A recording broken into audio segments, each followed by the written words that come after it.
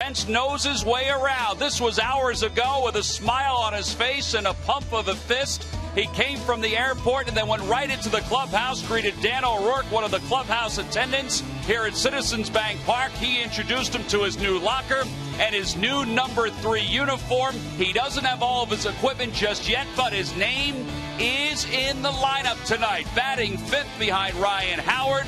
Placido Polanco's also back in the lineup.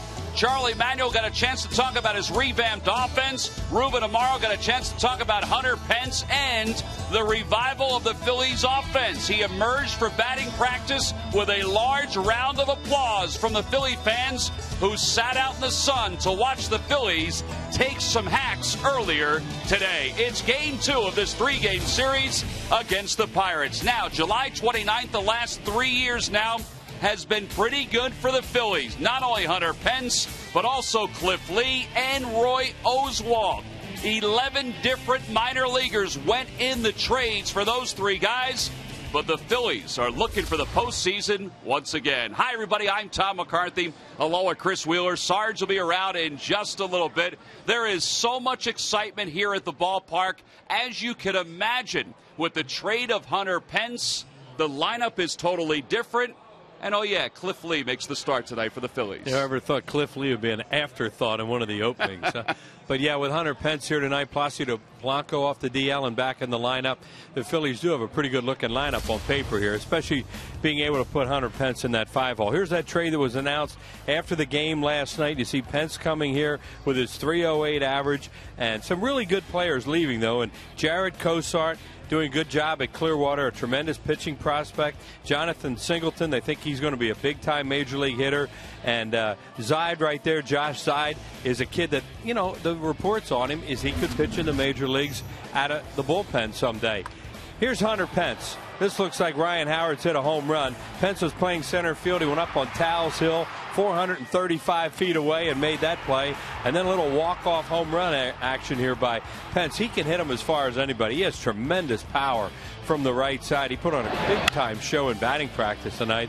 And then in the game here at Citizens Bank Park, he doubles off the wall in left center field. He's always hit well. In fact, in a game here earlier this year, he went 3 for 4, including a home run. Full seasons for Hunter Pence, and you see what he's been able to do. This guy has tremendous numbers. He's not a guy that's going to light it up maybe with 30, 40 home runs or 120, 130 RBIs, but he's a real solid major league player. He's a tremendous outfielder. He throws well. He does a lot of things that look very unorthodox. But I think the fans are going to love him here because this guy really plays hard. He's kind of a dirt ball player the way the Phillies fans like. And during his career here at Citizens Bank Park, Hunter Pence is a .300 lifetime hitter. So he is brushing off the travels from Milwaukee. He is in the lineup today, and he will be behind Cliff Lee, who will take the baseball for the Phillies. He'll be opposed by right-hander James McDonald as we get set for Game 2 of this 3-game series. We mentioned that Pence doesn't have all of his equipment here in Philadelphia, but he does have his new helmet, his new number, the lineups, everything else coming up next.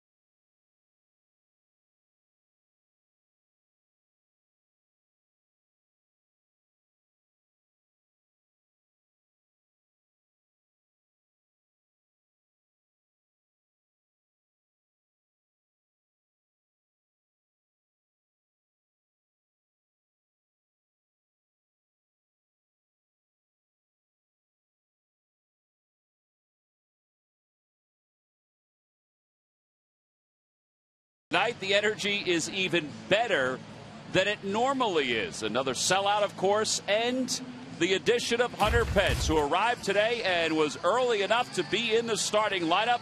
And there he goes, out to right field wearing the number 3.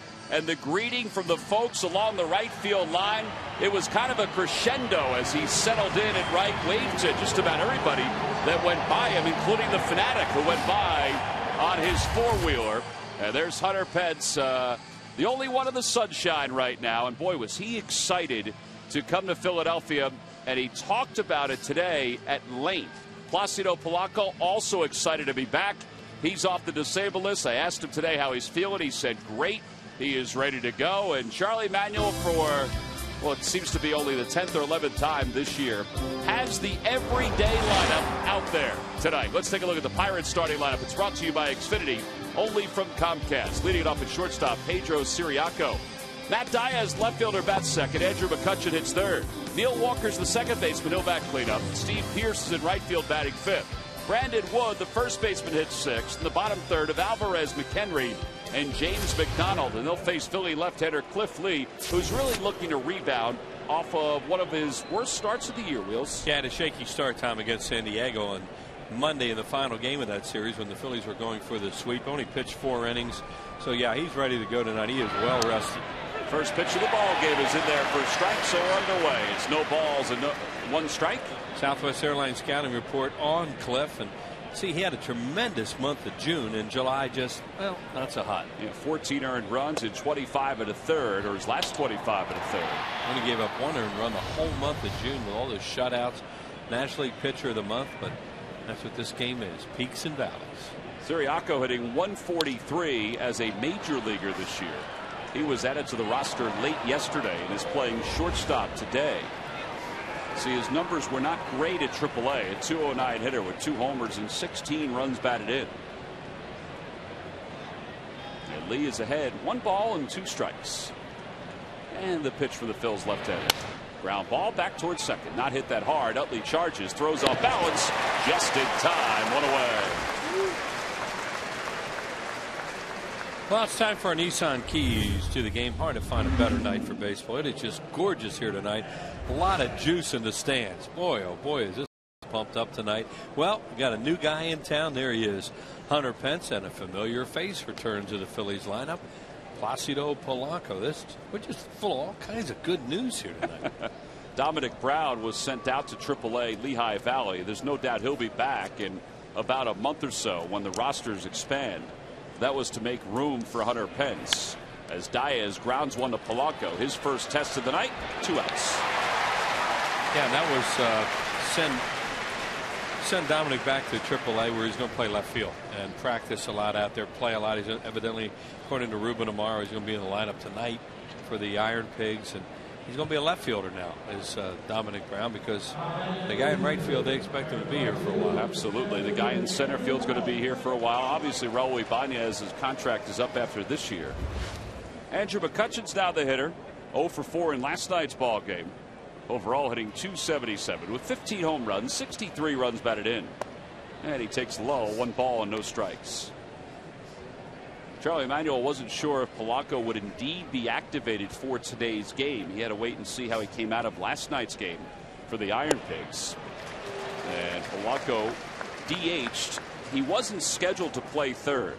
He was scheduled to DH, and he went 0 for 4 and felt great. Yeah, well, that whatever the treatment was that he got, he's okay now. He was in a lot of pain. And Charlie talked before the game, said he probably won't play tomorrow. They'll give him off tomorrow, and then you have the long flight out to Denver tomorrow night, and then he'll be ready to go Monday night in Colorado. 2-1 the count to McCutchen. Phillies won last night's ball game rather easily. They had a 10-0 lead, wound up holding on and winning it 10-3. I guess that's not really called holding on. Yeah. They won going away 10-3. On the outside corner, it's 3-2. Yeah, Clint Hurdle talking to him tonight. He just said, men, and that's the way he talks to those guys. He says, we just had one of those nights. Just forget all about it. He says they thumped us. Inside, ball 4. First walk of the night for Lee. Now, walks have been an issue for Lee this year when Jerry Davis is behind the plate. Yeah, I didn't want to bring that up, but he had 6 walks that night in St. Louis, the night Jerry Davis was behind the plate. That wasn't all Jerry Davis' fault, but Lee did look in there a couple times and finally even said something. Yeah, he said after the ball game, this is Lee talking about that night. He said, I think I threw more strikes than they called. Yeah, that was very diplomatic, huh? There's Neil Walker with a runner on and 2 outs here at the top of the first.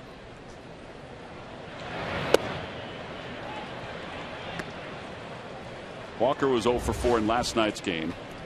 McCutchen, excuse me, Tommy. McCutchen is a guy who will run, and with 2 outs, this is a good time to try and steal a base and pick up a 2-out run off a guy like Lee. And Ruiz has thrown well, particularly over the last couple of months, going after guys trying to steal. He's really shortened his release and he's gotten the ball to second quickly. Pitchers are helping too, trying to get the ball a little quicker to the plate. That time McCutchen was not on his way back to first, but flinched back towards first, meaning that Lee had fooled him.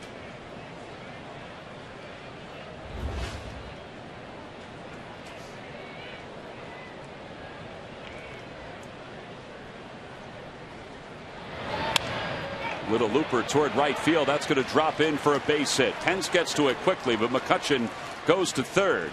And the Pirates now with runners on first and third with 2 outs here in the first. Lee and Halladay give up hits like that a lot because the baseball moves so much. They jam hitters. They hit them off the end of the bat, and they give up a lot of bloopers, broken bats, bleeders. But that, that's because of the movement on their pitches. Last start for Cliff Lee. He had runners on first and third at one point and flipped softly over to first. And Chris DeNorfia stole home behind him. And Lee said, lesson learned. He said it never has happened to him before and it won't happen again. He said, I'm going to have to put something more on the throws over to first. And we even saw that as that game moved on. As Pierce grounds one toward the hole, backhanded by Rollins. Off balance throw in time. What a play by Jimmy Rollins. He had the perfect runner going up the line, but he still had to make the perfect throw from deep in the hole in shortstop. This was a Gold Glove play by Jimmy Rollins to finish up the first.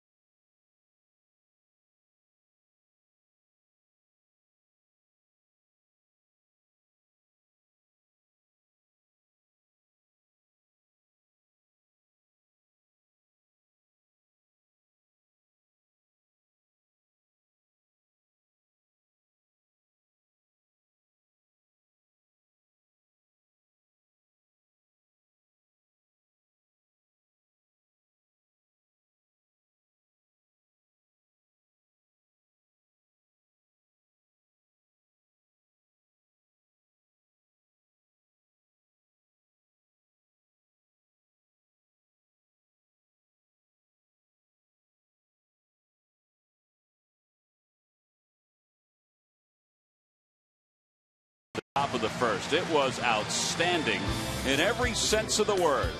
Little jump toss over to first from deep in the hole. Let's take a look at the Phillies starting lineup. It's brought to you by Xfinity, only from Comcast. Leading it off at shortstop is Rollins, followed by Shane Victorino and Chase Utley. Ryan Howard is the cleanup batter. Hunter Pence bats fifth. He's in right field. Raul Ibanez bats sixth. Placido Polanco hits seventh. Carlos Ruiz will be in the 8-hole, and batting ninth at pitching is Cliff Lee. And they'll face 26-year-old right-hander James McDonald, who they faced earlier this year, and he's had a pretty decent season. Guy's got good stuff. He was wild in that game that the Phillies faced him. You see the numbers on him. 11th round pick of the Los Angeles Dodgers. He did face the Phillies in postseason one time. Southwest Airlines scouting report on him. Good fastball, but his curveball is really good. And when he has that going, he can be tough. Well, he starts Rollins off with a fastball for strike one. It's 0-1.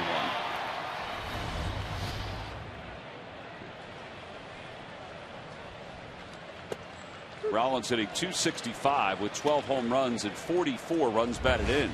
McDonald's been on a pretty good run lately, too. You see Jimmy a good month of July.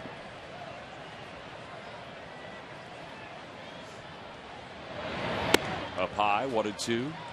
Yeah, really good month of July, and that also includes this homestand, which he's 4 for 32. Yeah, he was really hot for a while. And you see what McDonald's done here in July. He is not allowed a run in 11 2/3, make that 12 straight innings as he gets Rollins looking on strikes, one away. That little comeback sinker right there. He threw all fastballs to Jimmy Rollins. There it is, you know, that weapon that left-handed hitters can employ. Our pitchers started at him, run it over the plate, they freeze it, it's not going to swing it. Oh, with one out, Shane Victorino's the hitter. This is a change also in the Phillies lineup. With the addition of Pence and the re-addition of Placido Polanco, Charlie Manuel's decided to put Victorino in the 2-hole. He had been batting 5th for a while. Yeah, and he also, you know, Charlie will tell you, Polanco's his best number 2-hole hitter. But, you know, to bring him back and let him get his feet wet a little bit, you know, they're going to go this way. And, you know, sometimes this works for a while, too, with Rollins and Victorino at the top of the order with their speed. In the air to right center field. It's pretty well hit. Pierce going back. He's got room. And he makes the catch. 2 outs. Well, it's time now for the Coors Light Cold Hard Blast. What a night Chase Utley had last night. He was flirting with a cycle last night. He got the big one out of the way right there. Well, it triples for some people, but there's the home run. Just over that 374 in deep left center field. A 3-run shot. And Chase Utley had a heck of a game. Utley is 8 for 20 against the Pirates this year. Been red hot over his last 9 games. He has 12 runs batted in and 4 homers during those 9 games. And McDonald delivers a strike, and it's 0-1. Totally different from the guy we saw that Sunday in Pittsburgh when he was just all over the place. There's Pence behind Ryan Howard, throwing a lot of strikes, all fastballs. James McDonald is a graduate of the same high school that produced Chase Utley. Still makes his home out in Long Beach, California. Originally a draft pick of the Dodgers. Chase was drafted by the Dodgers out of high school. He went on to UCLA. McDonald went on to junior college, but signed with the Dodgers. Inside, 2-1. They traded him last year at the trading deadline for Octavio Dotel. Did the Dodgers, thinking he could help them in their bullpen, and he didn't help them that much. No, and now he's helping the St. Louis Cardinals. Yep.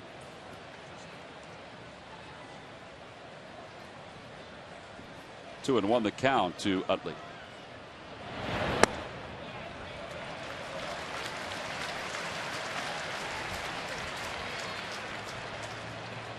Ryan Howard's on deck.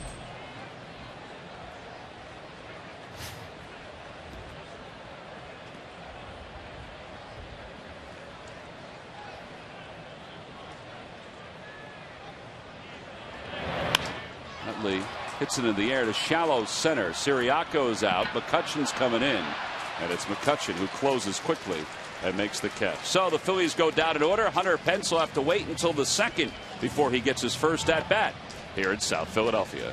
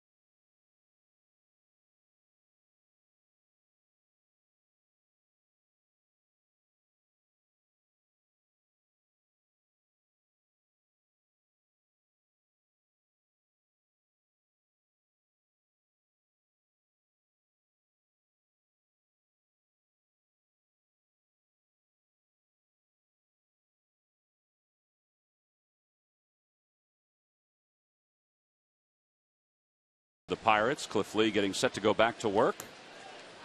And he will face Brandon Wood, Pedro Alvarez, and Michael McHenry. After allowing a couple base runners in the first. Well, joining us up here in the booth is Ruben Amaro Jr., Phillies general manager, who seems to join us every year at this time. In fact, the 29th of July has become a pretty important date for the Phillies the last few years. I guess it's just worked out that way. Yeah, it's been kind of bizarre. I didn't really pay attention until someone in the media actually mentioned it to me. I didn't know it was 3 years in a row, but I guess whatever it takes. Well, tell us, Ruben, because we've only encountered Hunter Pence as a visiting player, but today, if this is any indication, you want to talk about a guy that's embracing this new opportunity. It's been tremendous. He ran out on the field waving to the fans. They gave him a standing O as only our fans would do. But no, he was really enthusiastic. I got a chance to chat with him before he got fitted for his uniform and those sorts of things, his hat and stuff. But he's very enthusiastic about being here. He's very excited about being here, and frankly, I'm very happy to have him. Absolutely. Tommy just brought a great point, Rube, about all these deals from the.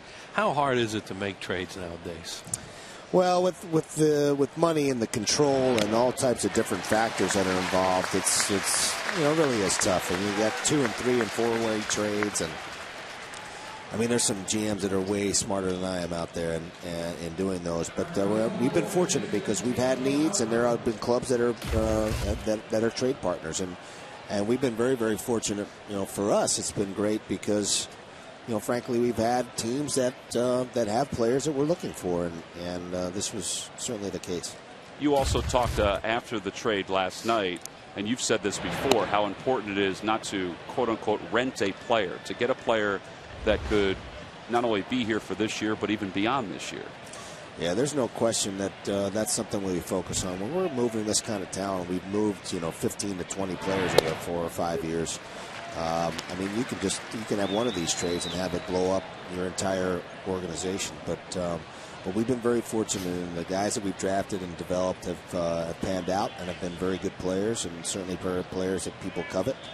And and when we're going to make a move like this, it's important for us to think about not just this year, but also in the future. And that's what this was about as well. You said, Rube, that he filled a need. And what was the need that the Phillies had that Hunter Pence fills? There's a few things here. I think there's what he is able to bring to the table are like 3 or 4-fold. He brings a tremendous amount of energy to the position. He's an established major league player. Obviously, he's the kind of guy that I think our fans can identify with. But more importantly, this is a winning type player, and that's what we're trying to target. He's a quality person with a winning type of an attitude, and those are the players that we're trying to target. He's a talented kid, and it's funny. He's kind of a funky player. He's kind of an awkward player, but and he doesn't do things really all that smoothly. But what he does do, and he brings it to you every single day, and he's a productive player. Yeah, his numbers with runners in scoring position the last couple of years have been very good. I mean, he strikes out, not above the norm in Major League Baseball. He makes contact, and we saw him put on a show at batting practice today. Yeah, he's an interesting combination of speed and power because he's got some tremendous raw power, as we saw today in BP. But additionally, I think he's like first or second in infield hits. So he really can run. I mean, he does things kind of in an unorthodox fashion, as I said, but he gets it done. He's got 9 or 10 outfield assists. He's done a lot of things that that you're looking for in a kind of a complete player. Michael McHenry is the hitter. It's 1 ball and 1 strike with 2 outs here in the top of the second. McHenry is the number 8 hitter for the Pirates. Was it really, in your opinion, important to bring a right-handed hitter in? Yeah, I mean, obviously the balance in our lineup. We have our 2 guys, and this isn't all that uncommon, but when you have 2 guys in the middle of the lineup, 3 and 4, who are left-handed, it makes it defensible for the other club. You have that. You have a situation where you can throw a couple of lefties into your bullpen, and it can be difficult. And I think this obviously gets us a little bit more balance in our lineup, and I think that's something Charlie was kind of hoping for. I think that will give us a little bit more flexibility in the lineup. Well, Hunter Pence will get a chance to bat for the first time in a Phillies uniform when we return.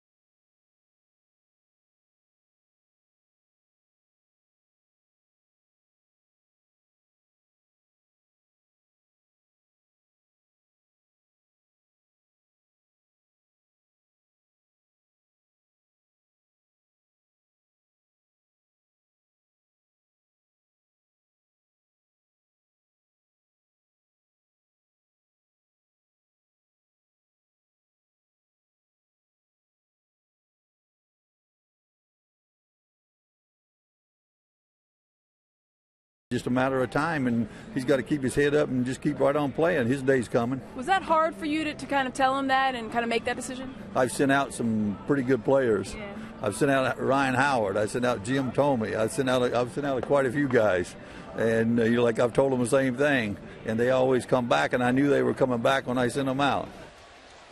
Well, Charlie Emanuel talking to the media earlier today and talking about Dominic Brown. As Hunter Pence comes to Philadelphia, Dominic Brown goes down to Lehigh Valley to clear space, but also to play every day, Ruben, and that's the key. Ruben Amaro Jr. that's up here in the booth.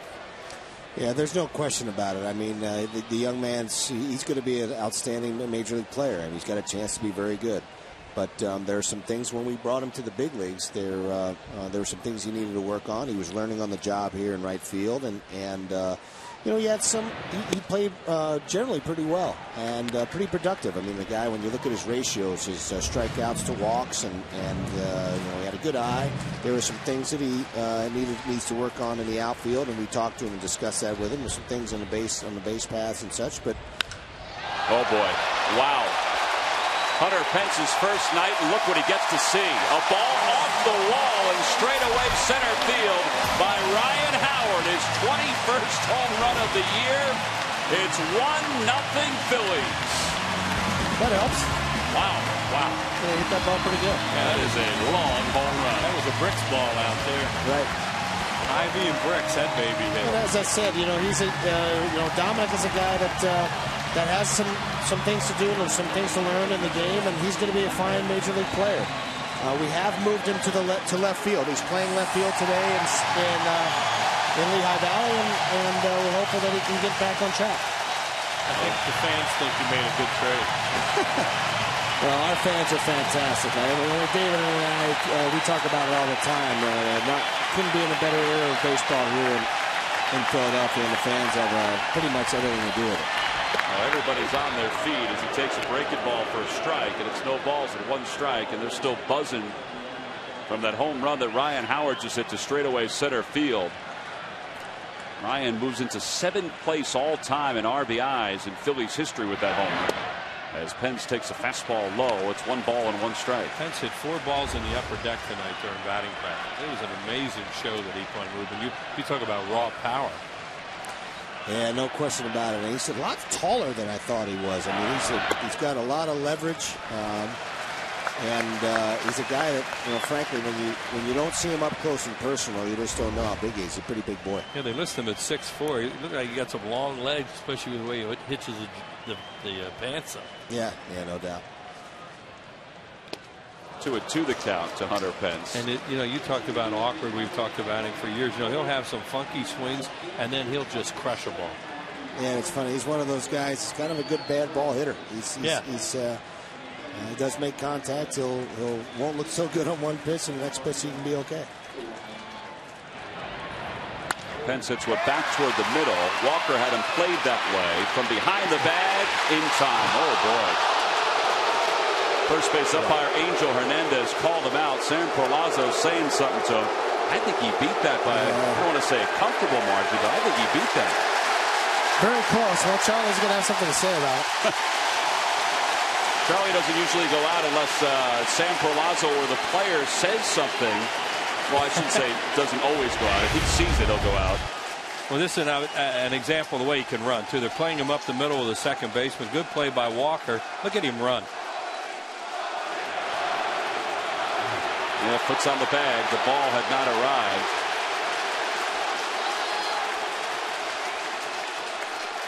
Pence knew he beat the play. Yep, he's safe. Charlie's still arguing with Angel Hernandez over at first.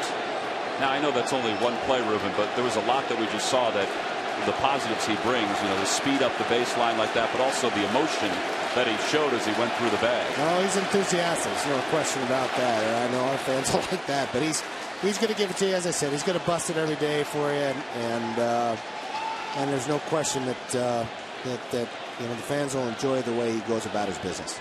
Charlie liked the reaction he got from Angel Hernandez because he kept it going there. And Angel sometimes can come back at you a little bit. Yeah, he's not bashful. Well, here we go again. Watch him go down the line.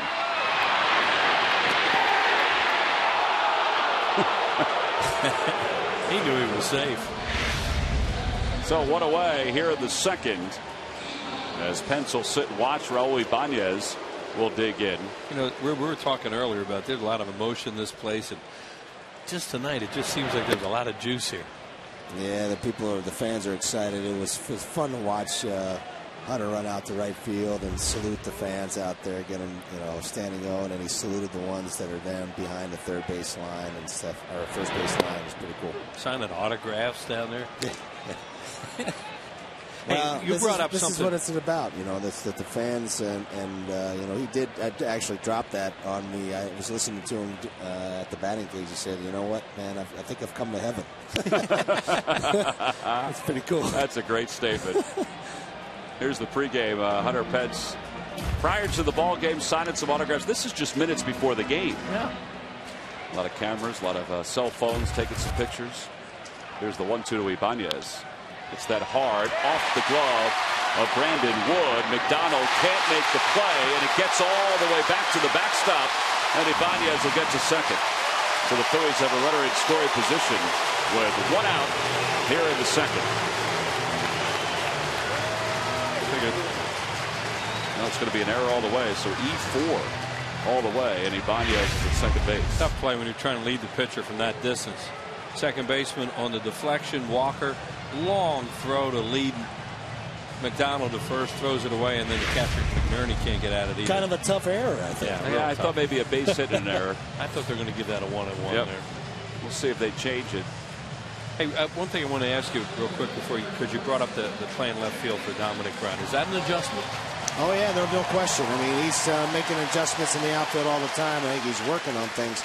But we talked about it with him, and he had no problem. He said, "Ruben, just tell me what I got to do, and I'll go do it." I mean, Dominic's a great kid, and it's a tough situation for him. He wasn't happy by any stretch of the imagination getting sent out, and he did an admirable job here. But we think it's just best for the club at this time, and for the future for him to get acclimated to left field. Now that we have Hunter in right, and we'll kind of go from there. Now, you also made it a point last night to talk about the package that made up this deal. Hunter Pence coming from Houston, but also the guys that went to Houston. Jared Cozart, Jonathan Singleton, Josh Side. I mean, some pretty good players that went in that deal. Not just pretty good. I mean, in some regards, our best. I mean, really, Jared Cozart, probably our best pure arm. 97-mile-an-hour fastball, great curveball. Probably arguably our best starting pitching prospect. Jonathan Singleton, arguably, other than Brownie, was probably arguably our best hitting prospect. And so when you're giving that kind of quality up, and Josh Side is no slouch either. I mean, I watched him throw up to 96, 97 in the playoffs in Lakewood last year. Pretty impressive. And now we got him back. We had him starting because we wanted him to work on some of his other pitches. But, he's going to be a major league bullpen guy. And there's a player to be named later in that group of guys that they were to choose from. Pretty good quality. So, I mean, we give quality for quality, and we know that Hunter Pence is an established player. We know we have to give up a lot for it. Polanco hits it on one hop to Siriaco at short. So 2 outs here in the second. Well, over the last few years, with the trade of Roy Oswalt, Cliff Lee, there have been 11 prospects that have gone to other teams, and you see this is the deal with Hunter Pence coming to Philadelphia, and Cozart and Jonathan Singleton and Josh Side going to Houston, and also a player to be named later to complete the trade. It also says an awful lot. I know we talk about this, about the farm system and just how many competent players are in there. No question. For us to have moved this amount of talent over the last several years, as I said before, it can really set you back. And Marty's done a fantastic job. Marty Wolliver, his lieutenants, Chuck Lamar and his guys developing these players. We put ourselves in a position to be able to have the kind of quality to be able to make these moves. And fortunately for us, we've got some multiples. I mean, maybe not so much with the position players, but certainly with the pitching, and that's something that we should be very proud of. Is there a time frame when they have to pick the player? Yeah, there is. And probably August 31st is when they have to make a decision, and they'll take a look at some of these guys. It's actually a list of 4 guys, and then they'll make their decision as to which one they'd like to take.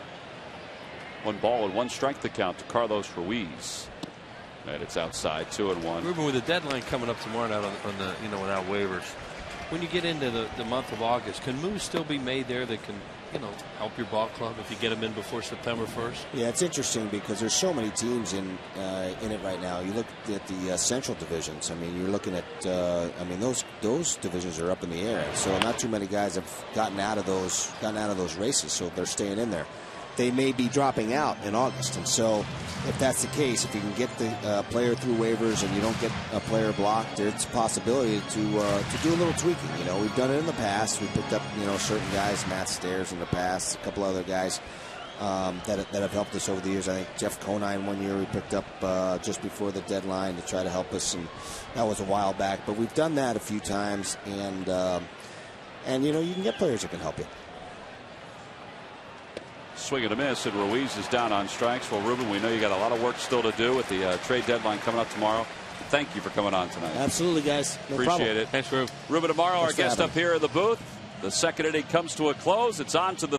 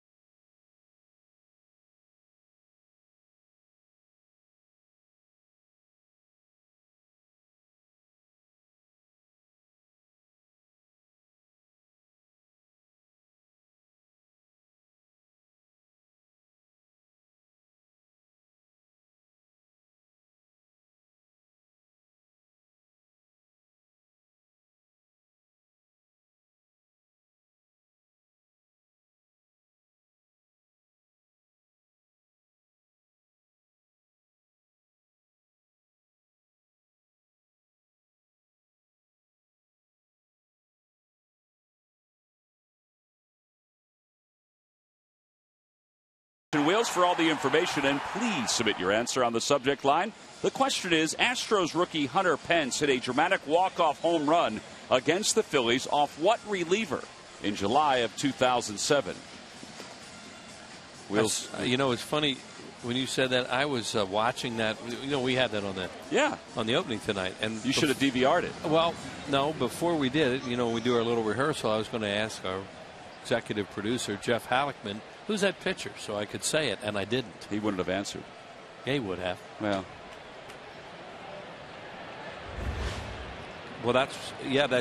they did not show the angle where you could see, and that's why I was going to ask who it was. James McDonald leads it off for the Pirates, and he takes a strike. It's 0-1. I remember it was a left-hander. That's good. I mean, I could good see, memory. I could see that. I was watching how far the home run went. Yeah. Well, he hit 4 tonight. One of them over the light-colored Geico sign out there that cleared the seats and hit the concrete behind them. And a call, strike 3. McDonald's down looking. Third strikeout for Lee. I know it's batting practice and it was off Mick Billmeyer, but that was amazing to watch. Yeah, Mick's given up some long ones in his career. This is the angle we showed you earlier. That is Carlos Ruiz catching.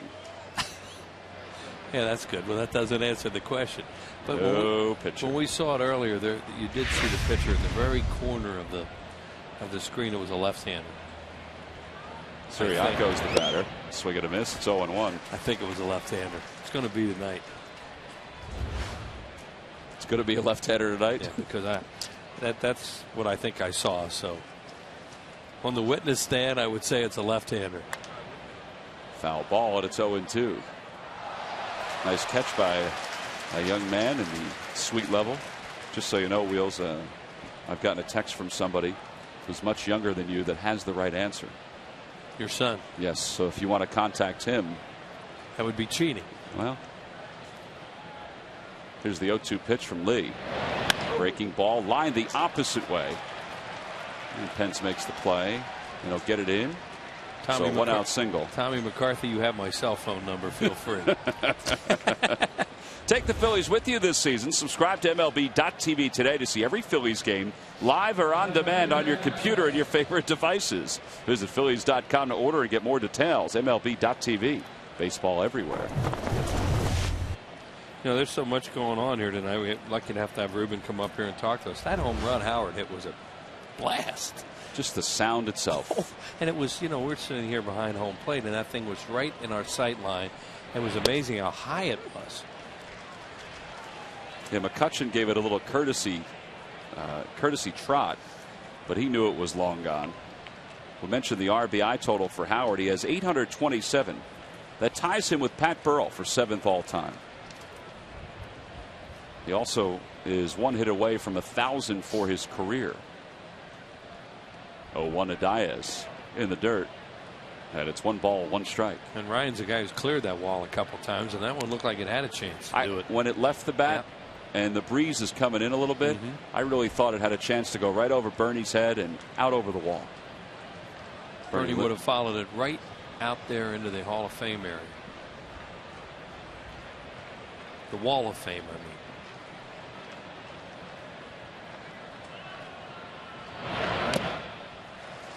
1-2 to count to Diaz. Pulling off a lot. Matt Diaz, when he was with the Braves, he had that inside out swing where he hit a lot of balls hard to right and right center. They're still playing him that way, but you know, I don't know, we haven't seen him enough to see if he's gotten pull happy and gotten away from what worked for him. You can see Shane's Victorino shade a little bit towards right center. Up high, and it's 2 balls and 2 strikes.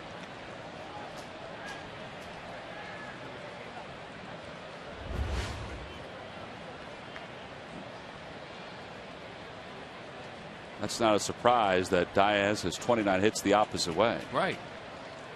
That has always been his strong point. Swing and a miss. He got him. Diaz down on strikes. Strikeout number 4 for Lee.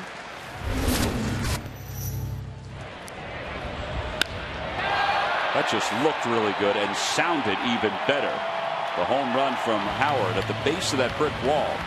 And Bill Wallich of Wysox, Pennsylvania, has won $100. Compliments of Ryan and the McDonald's home run jackpot. How about how great that wall looks out there now? It's like going to Wrigley Field and watching the ivy. And now, you know, watching it green up during the spring and now in the summer. Great hitter's background.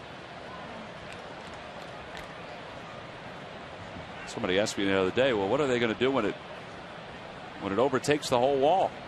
I said, well, they can trim it. Hitters have to love that. Want to know the count to McCutchen, who walked his first time up. He takes a strike.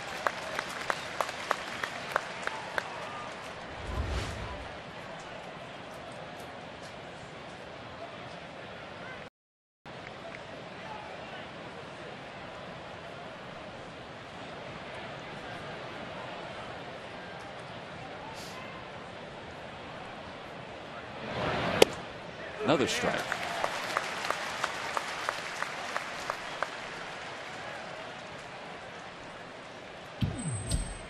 McCutchen has good numbers against left-handers, as we showed you before, but he also has good numbers against the Phillies this year, even with his 0 for 4 last night. Breaking ball. That's a tough pitch, and he nearly offered at it.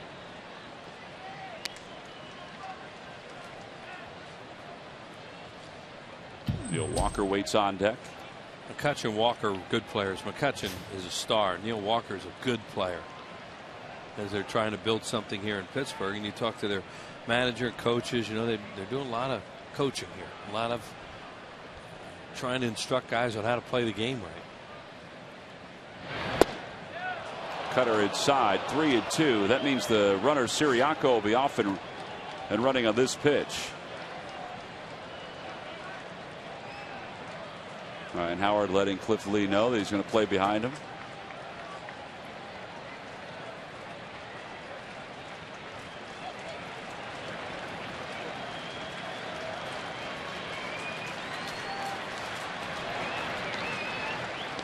There goes the runner.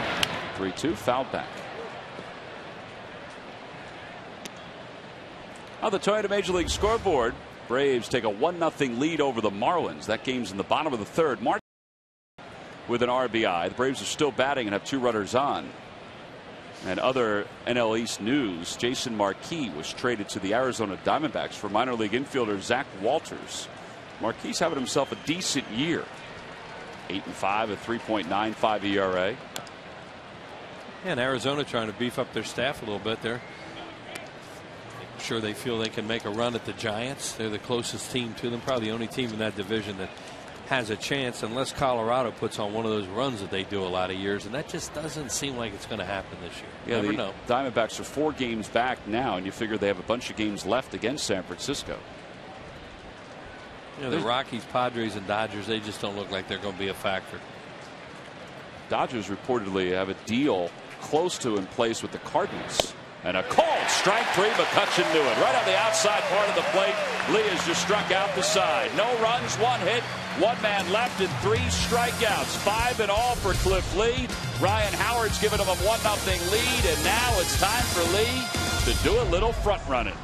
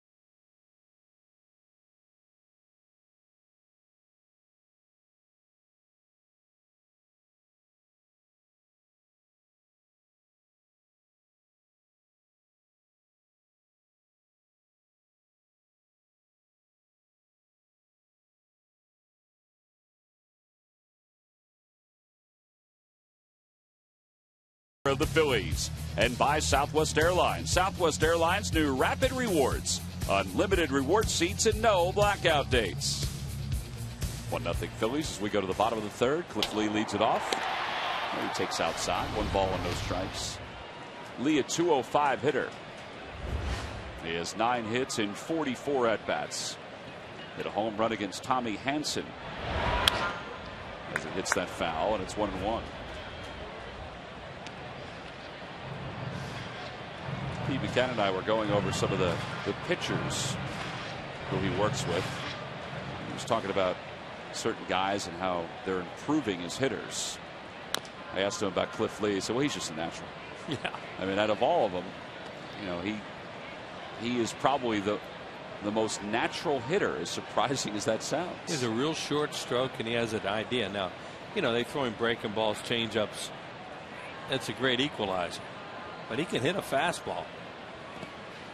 See McDonald coming with a breaking ball there to him. Pete said when he works with the pitchers, and he hasn't done this with the Phillies pitchers, he tells them to envision a guy that they're familiar with. Get up there and have a stance like this guy or that guy. And see which one's the most comfortable. Because they're not used to hitting on a daily basis. And they go up there and it's, you know, they feel awkward. So he says, all right, well, imitate your favorite player and see if that works. I thought that was kind of interesting because, you know, as a kid, we used to imitate our favorite player all the time. Used to do the whole lineup of teams. Yeah. Another foul ball. Guy took the brunt of that over there at the club level, and the guy in front of him got the rebound. Ow. Right place, right time. Yeah.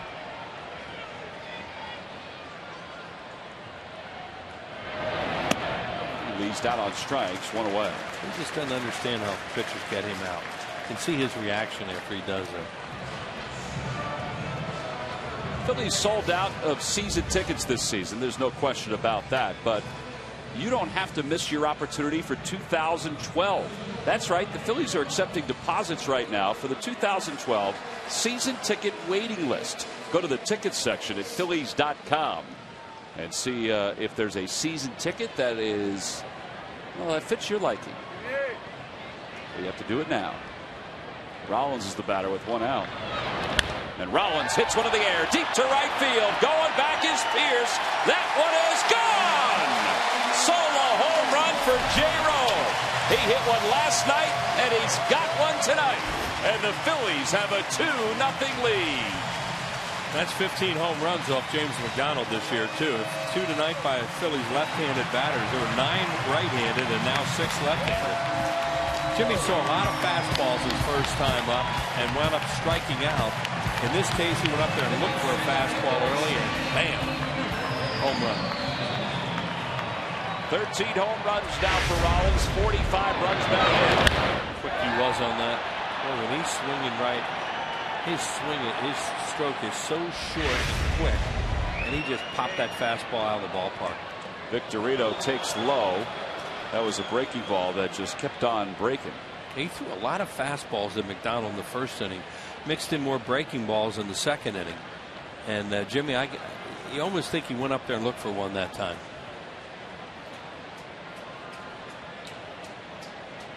Amazing how strong he is.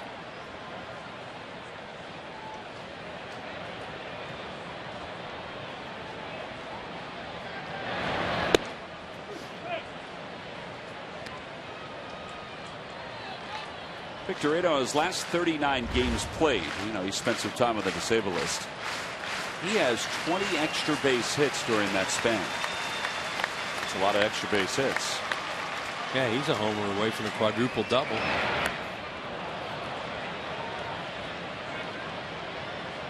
The way things are going, he could reach the quadruple double, 15 triples, 15 homers. He could extend those numbers. Yep. There's Rollins talking about that homer.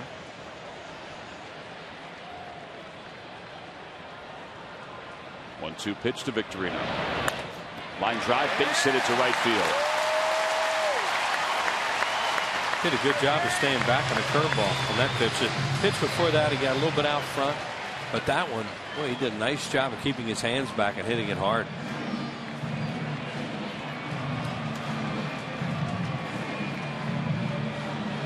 That'll bring Utley to the plate. He popped out to shallow center his first time up. 0 for 1.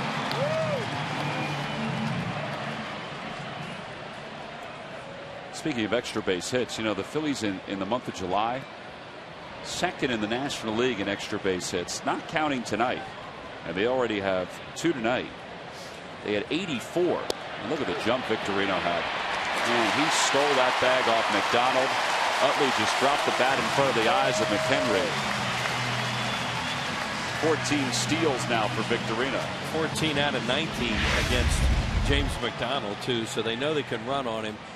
As Tom said, all Chase Utley's trying to do there is maybe distract the catcher a little bit. Victorino had a running jump. The throw was low and offline, so Siriaco comes in front of the bag to make sure he catches it. So now a base hit can give the Phils a bigger lead. They lead it 2-0 already here in the third.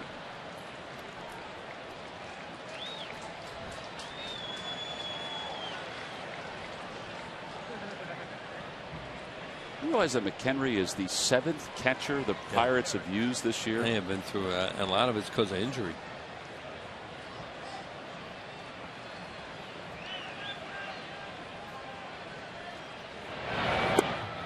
Change up low, 1 ball and 1 strike. This is a time when you want to, if you can steal third, this is the time to go because there's less than 2 outs, and then a fly ball, ground ball gets you in. And of course, you don't want to get thrown out there because you're already in scoring position. So it's a little bit of an in-between situation. If he thinks he can make it, and knows he can make it, this is a good time to go.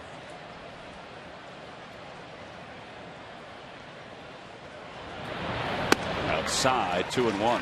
McDonald's doing a pretty good job of just slowing it up out down there and not giving Shane Victorino the same look each time.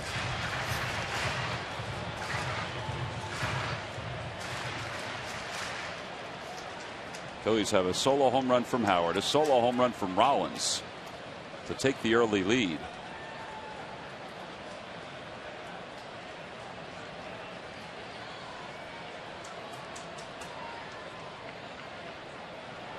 He's very much aware of Victorino back there.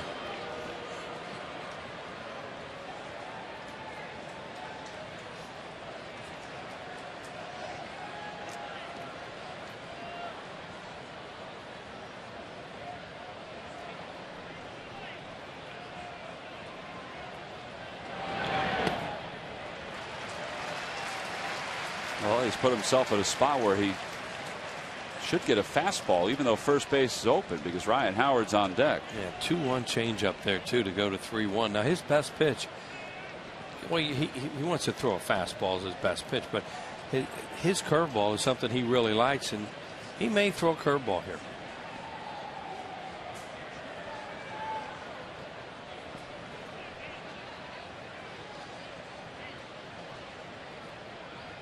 He does. Ball 4. The Phillies have first and second now for Howard. That ball got a piece of Jerry Davis, the home plate umpire.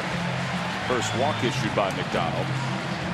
Get your Phillies sports on the go. Be the first to know everything about your favorite teams right from the palm of your hand. Your teams right now. Download the free CSN Phillies sports app now. Boy, it would be good to have that app. We've talked about that during these times with the acquisition of Hunter Pence. The Eagles continuing to make free agent news. Cullen Jenkins signed today. I mean, if you had that app, Wheels, it would be buzzing left and right. A lot going on. A lot going on. And McHenry signaling with runners on first and second. That was a strange way to pitch Utley with Howard on deck, unless they just want to take their chances. They can maybe get him to hit into a double play or strike him out here. But with one out, they did not want Utley as that count went along.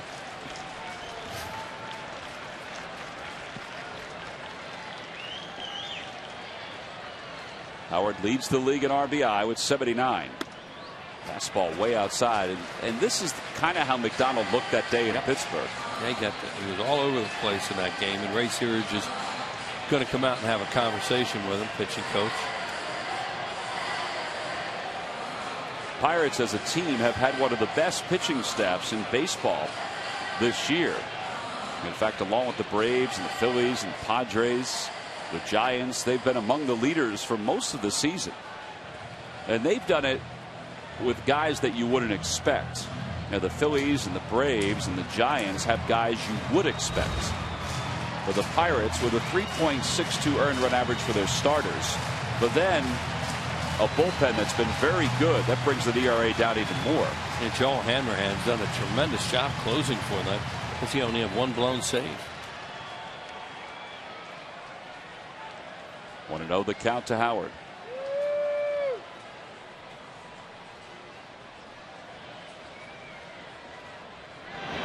Breaking ball. Boy, Utley thought Victorino was going in and threw on the brakes. Here's Ryan in the second inning. Got a fastball out over the plate a little bit, and bam, right off the base of the bricks out there, and the ivy and the flowers and bushes and everything. That was a long one. Utley was all set to follow Victorino there, and then Shane stopped, and he just threw on the brakes real fast. They are not holding him on at first.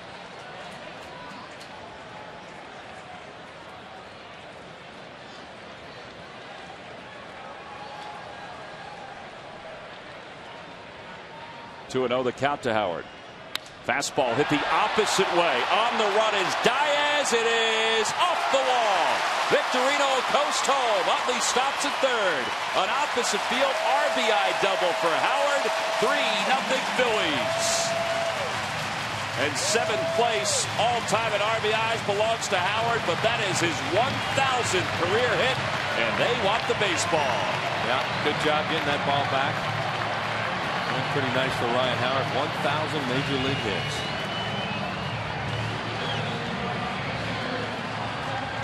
80 RBIs now for Howard. That's pretty impressive. Yeah.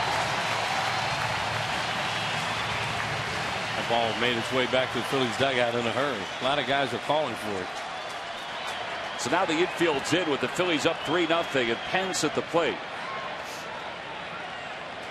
Grounded out to short his first time up. Broke his bat. Looper toward left. Coming on is Diaz. He makes the catch. And Utley will draw the throw, which goes into no man's land.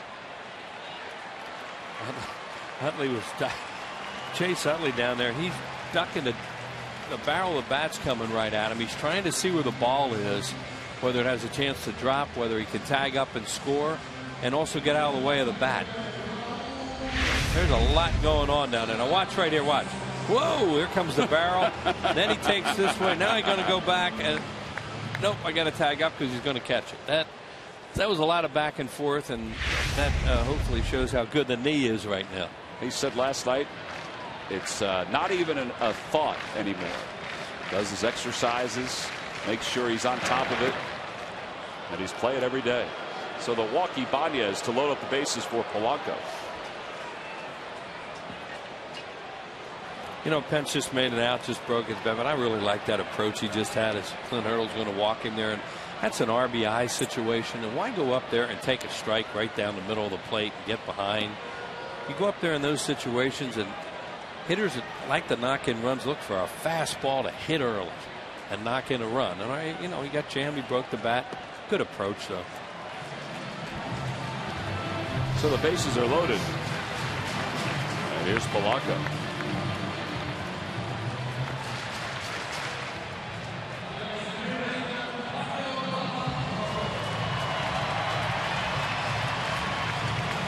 Polanco batting 7th. I think a lot of people were wondering, well, how is Charlie going to put this lineup together if Polanco comes back, if Pence is here in time? And we said it before, he may change it from time to time. Sure. But the lineup looks a whole lot different in one 24-hour span. Well, you there's balance. Just added 2 pretty good players. Right, and there's balance, right, too. Talking about balance, there's, you know, a righty in Pence, a righty in Polanco to mix in with the lefties, Ibanez, Howard, and Utley, and the switch hitters in Victorino and Rollins. Bases are loaded. 1 ball and no strikes the count to Polanco. Ground ball towards shortstop. Siriaco has it. Flips to second, and the side is retired. The Phillies do get a couple. They leave the bases loaded. We've completed 3. It's on to the 4th. And the Phillies lead it 3-0.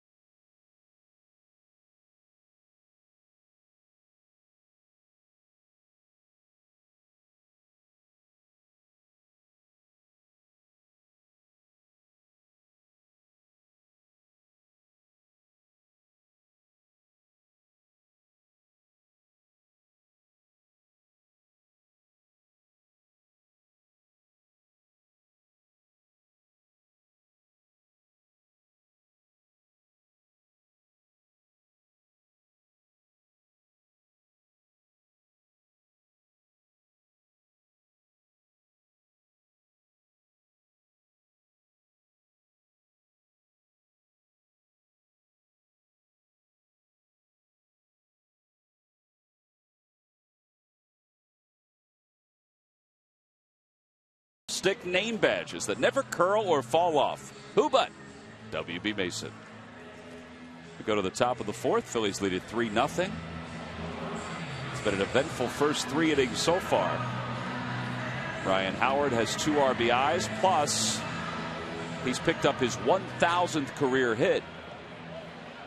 Hunter Pence has made his Phillies debut. He's 0 for 2, although he thinks he should have had a hit with one of them. And Jimmy Rollins, well, he's playing long ball again.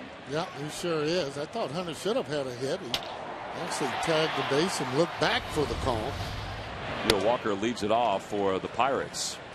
And one thing about Ryan Howard, the pitch he's been hitting, it's been the fastball. You know, a lot of times he'll go up and look for other pitches, which I don't know why. You stay on that fastball and you can get other pitches to hit.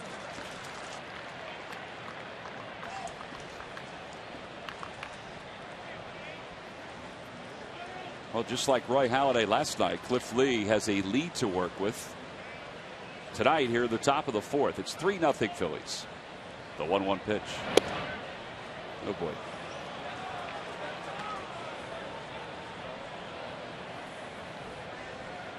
There's Doc.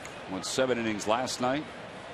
Andrew Carpenter and David Herndon finished it up for the Phillies. Carpenter was sent out to Lehigh Valley to make room for Placido Polanco today.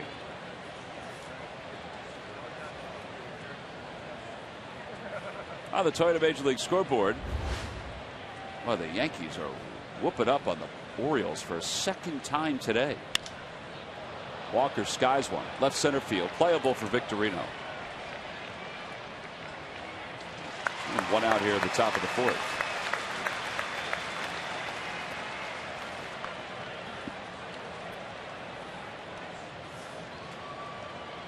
So 1 out here at the top of the 4th. That'll bring Steve Pearce to the plate. All right, Sarge, you've been involved with a lot of ball clubs during your career. There's a buzz here tonight. Does it carry over to the clubhouse too? Well, yeah, with the player that you get, you bet it does. You get a player of his caliber coming in and just what he brings. I will say this, though, the longer you go without getting a hit, the more pressure you'll put on yourself. Doesn't matter what team, I mean, you're with. You want that first hit and you want it out of the way. I don't know. I still think he thinks he got a hit on his first at bat. Yeah, that doesn't count though. It's got to be there in the book. And yeah, I mean, he was hustling and running. I thought he had tagged the bag before the ball got there, but you know, again, he's going to want that first hit out of the way. Then he'll be able to relax and then take it easy. I know that, you know, a lot of folks behind the scenes got a chance to see it today. Not all the fans obviously get a chance to see it inside the clubhouse as Lee picks up his 6th strikeout. But there was a buzz in the clubhouse. In fact, there was as you would imagine, a number of media members who were there today waiting for Hunter Pence's arrival. And here is the arrival. Well, that's coming in style too, and coming in the back way, so to speak. Watch as he gets closer to the door. He realizes the camera's on him. No, we showed the shot earlier, and he's pumping his fist as he's coming through the hallway. Here we go. There it is. Oh, boy. Yeah, he was certainly working off some adrenaline. That ball's golfed foul. Well, the one thing he did say that I got out of it, and know as a player that was traded, you want to go someplace where they want you. Yeah. Even though he was shaking hands with his teammates. That's the most difficult thing there.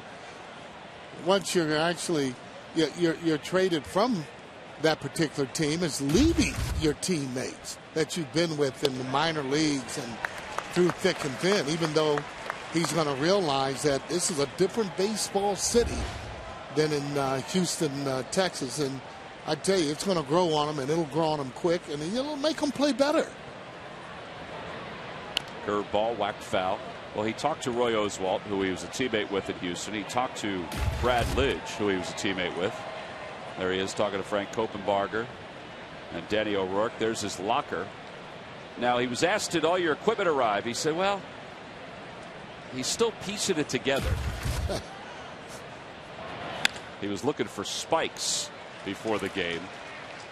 Said he had an endorsement deal with one particular company, and he said he couldn't find those spikes. He said, I hope nobody takes a picture of me tonight. And here he is coming on the field with Brad Lidge. I'm sure it's comforting to see some of his former teammates here as new teammates. Yeah, and they're going to talk about, you know, how great it is here. And not only that, the tradition that they have here. See J-Ro going over and getting ready. Hey, congratulations, coming over here to a real baseball team. Pedro Alvarez, the batter, and Alvarez sends one in the air to right center field. Pence going back, and that one is gone. A 2-run home run for the Pirates' Pedro Alvarez. And all of a sudden, this 3-0 lead is down to 3-2.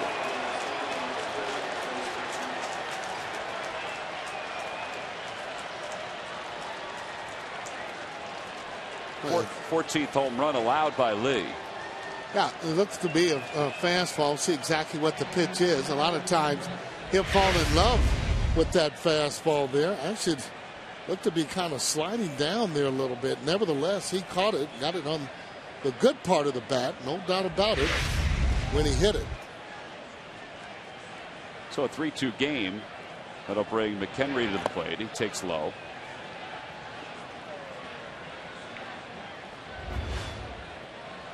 Struck out his first time up, went down swinging.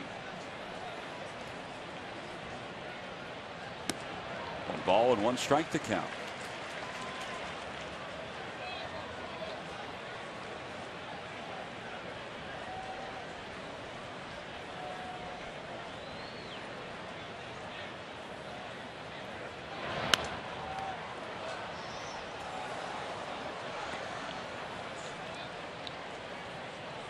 Pedro Alvarez hit 16 home runs last year. It's only his 2nd home run since the 23rd of April. Now he spent some time down in the minor leagues. The 1-2 pitch.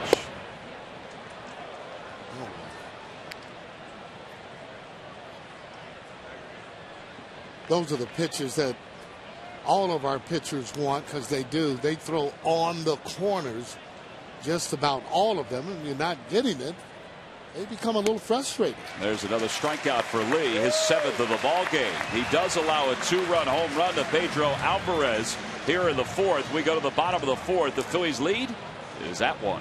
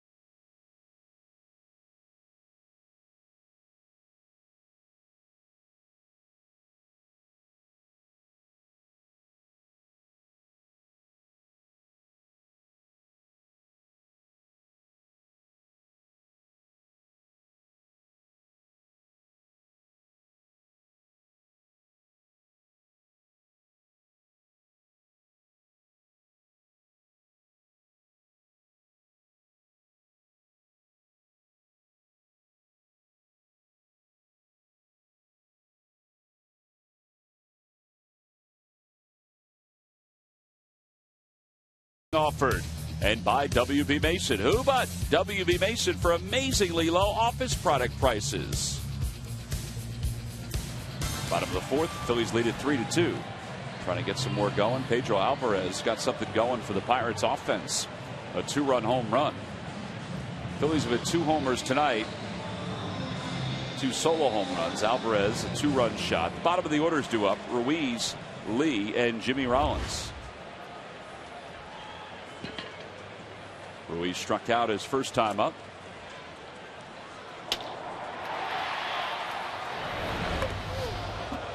That was a breaking ball that was bunted foul, but he didn't mean to. Well, he was trying to get out of the way of it. He started out bunting, trying to get out of the way of it, and the ball hit his bat. See how he's getting ready to bunt, and then it hits the bottom of the bat. Boy, I tell you, that's just bad luck. He slipped a little bit when he was trying to get out of the way.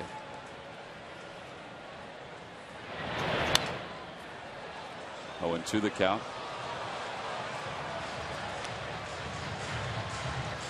Going to try and make the throw that ball down a little bit. He has a good fastball that's up. Try and get it down a little bit. You have a little better success in trying to hit that ball. Ruiz down on strikes for the 2nd time in the game. There's that curveball. That's such a good pitch for McDonald. 1 away. Here's Cliff Lee. The 80s retro Phillies jerseys and caps, as worn on retro night, are now available at the Majestic Clubhouse store. Those lightweight, authentic jerseys with the on-field retro look will keep you cool and comfortable. The Majestic Clubhouse store at Citizens Bank Park, open daily from 10 a.m. until 6. You can also go to Phillies.com and check out the selection of merchandise they have, including the Hunter Pence #3 jersey. Halladay hits one back toward the middle, Lee hits one back toward the middle, a base hit. Oh, that ball 92, picked on another fastball. That's what I'm talking about, being able to swing at that ball when it's down in the zone. You know, he throws hard, a little easier to hit when it's down as opposed to being up. Good hitting there by Lee as he stays right on it, whacks it right up the middle.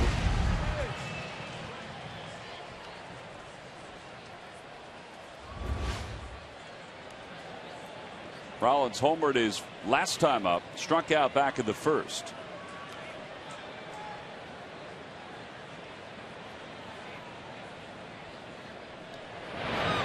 He is right on top of the plate. That's normally his style, but he seems like he's even closer, doesn't he? Well, he is close to the plate there. And, no, he's got short arms. I like it when you're closer to the plate. I really do. You just got to make sure, though, you're not jumping back from that inside pitch. Another line drive. This time drops into center field, a base hit. McCutchen holds Lee at 2nd. So the Phillies have a couple of hits here in the 4th. Already 6 hits for the Phils. And it'll bring Victorino to the plate. Pretty good hitting on a curveball as he waits for it. Not trying to do too much with it. Didn't try and lift it. Look how he stays right on the ball. That's what he needs to do a little bit more of. He won't go through those spells where you don't get hits for 16, 17, 18 times without squaring the ball up and getting hits.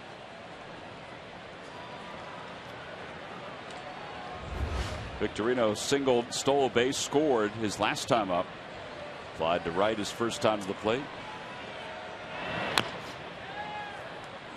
How about this, Sarge? I don't know if you've thought about this. Phil Sheridan from the Phillies clubhouse. We were talking today. Phillies lineup tonight. Only one player who wasn't, during his career, an all-star. 8 of the 9 players in the lineup have been to an all-star game. Wow.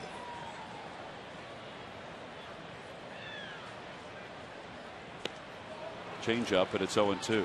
I mean, think about that.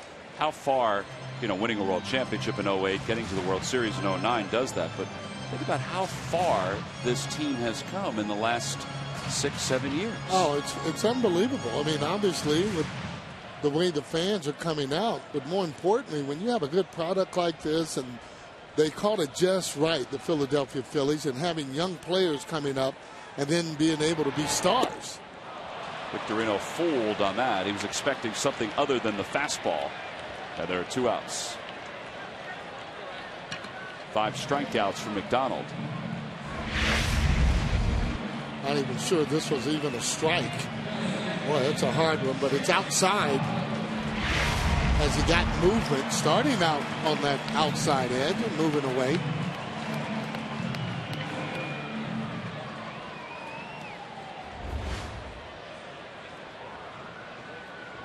Utley fly to center, shallow center his first time up, walked his last time up.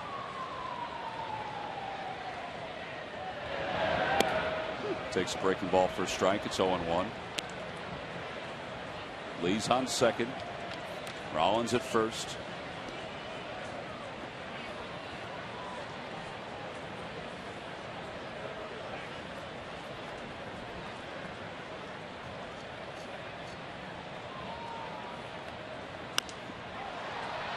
Try to sneak a fastball by Utley. Fouled it away. It's 0-2. Yeah, it's a pretty good pitch after that slow curveball or that quick curveball. His fastball is upwards of 94, 95. It's an above average fastball for a major leaguer. I think average would be somewhere around 88 to about 90 or so, 91.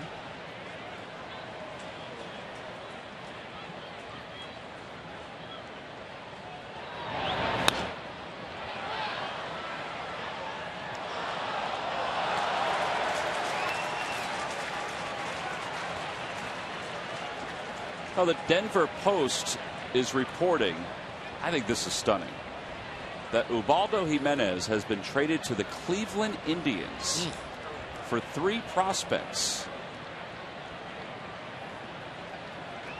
If the Rockies confirm that deal, we'll let you know. Utley checks on that breaking ball. It's 1-2. Well, that's amazing. Still a very hard floor. I mean, ran into some bad luck this year. I hope it's true, quite frankly. You don't have to face him going out to Denver.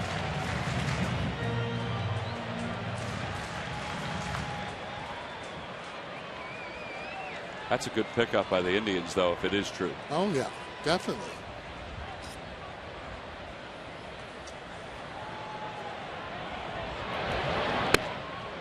A little high, 2-2.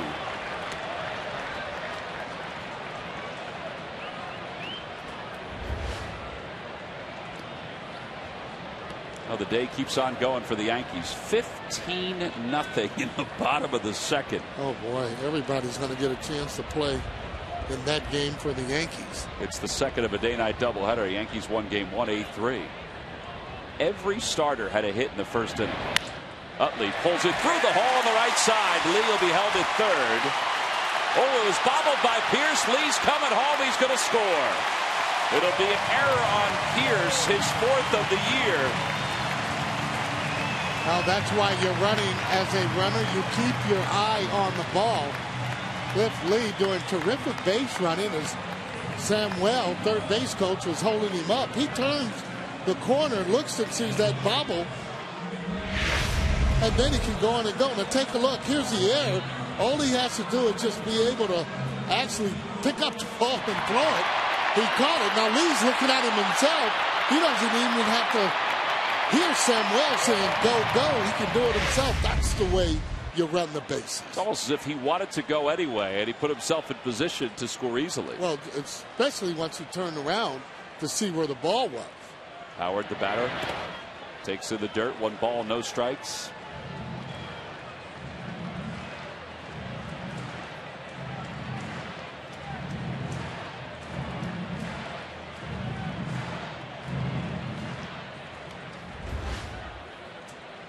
Ryan's 2 for 2.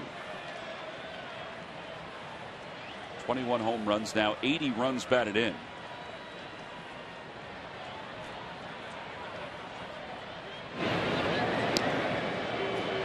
Good thing Siriaco stayed around the second base bag because that ball was destined for center. If McDonald had waited a second or two longer.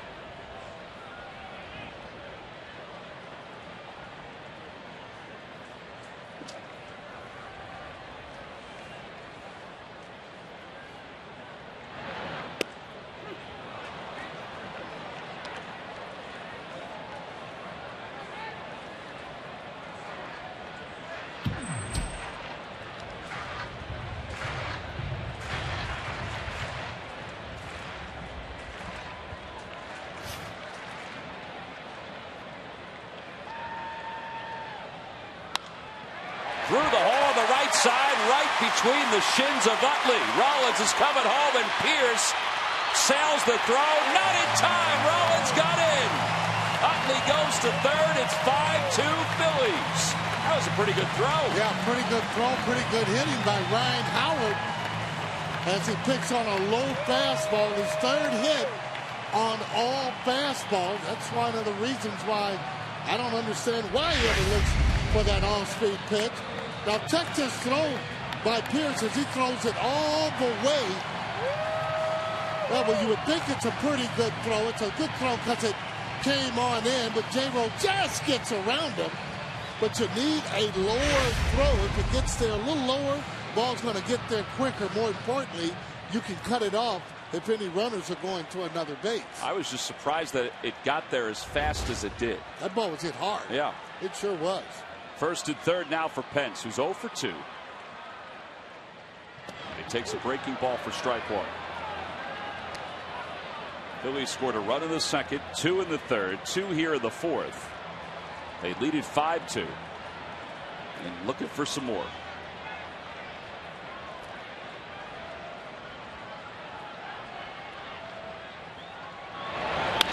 Ground ball to third. Alvarez going to second in time to get Howard, and the side is retired. The Phillies scored 2 runs. Ryan Howard has 3 at-bats and 3 RBIs tonight. They lead it 5-2 as we go to the 5th.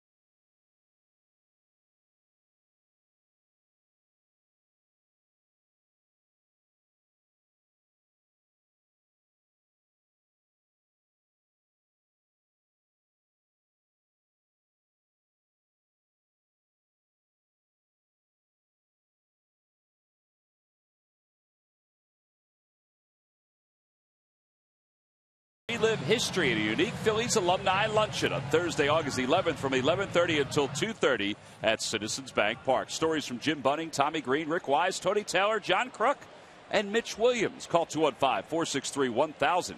He had lunch at the Diamond Club. Tour of Citizens Bank Park. That's a pretty good opportunity. Go to the top of the 5th, 5-2 Phillies. That's a foul ball. And it's no balls and 1 strike to McDonald. I guess that's a good sign. Polanco was moving pretty good on that play. He got thrown. Howard getting off the bag. Those plays are close enough. You can't even wait for that umpire to say fair foul. You got to get it over to first as quick as you can.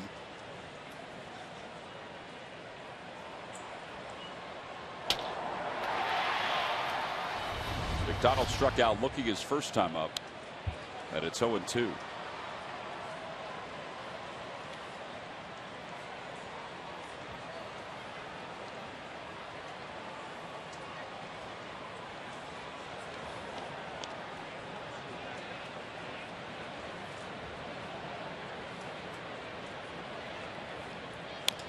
Ground ball right side.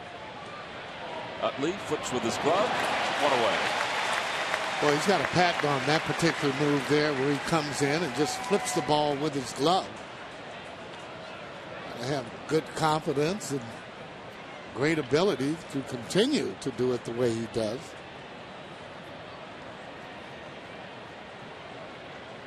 Lee tonight has allowed 4 hits and 2 runs.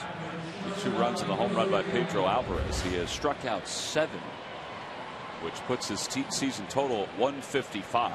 Yeah, needs that shutdown inning to keep that momentum right on your side. They answered back in their bottom half, fighting Phillies with 2 runs. Siriaco bunts foul. It's 0-1.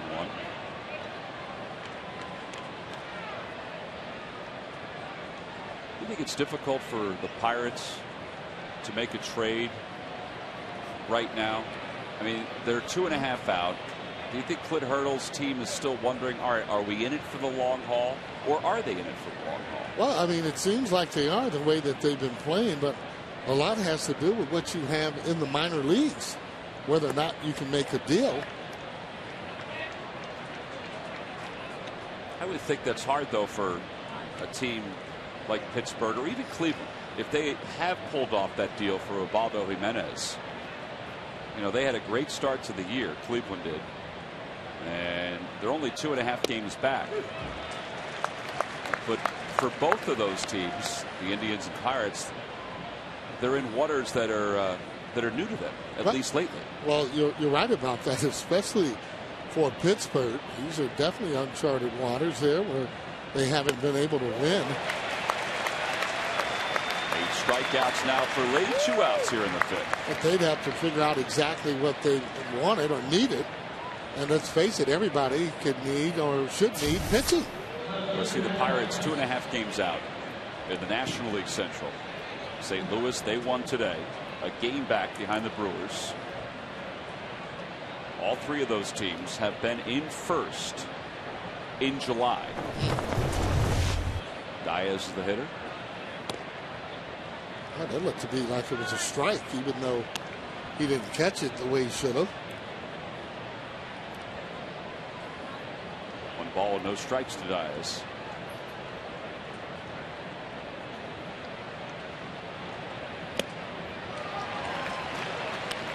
I guess the part of it that I think is difficult is to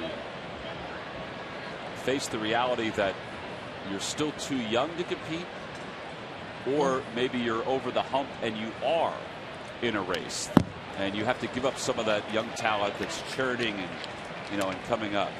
There are different stages as franchises. Yeah, I think you're right about that, Tom. But the fact is, when you have a chance where you can try and win, you got to go out and do that, because next year you're 162 ball games away. So you can get a player here or there that'll help you get over the hump. Pretty good pitch. Then you got to go out there and get them. That's why if the Indians were able to get Ubaldo Jimenez, like the Denver Post is reporting, I mean, that's a pretty bold move. Sure it is. And a call, strike 3. Diaz down, looking 9 strikeouts for Cliff Lee. He sets the Pirates down in order here at the top of the 5th. We played 4.5, a gorgeous night here in Philadelphia. The Phils up by 3.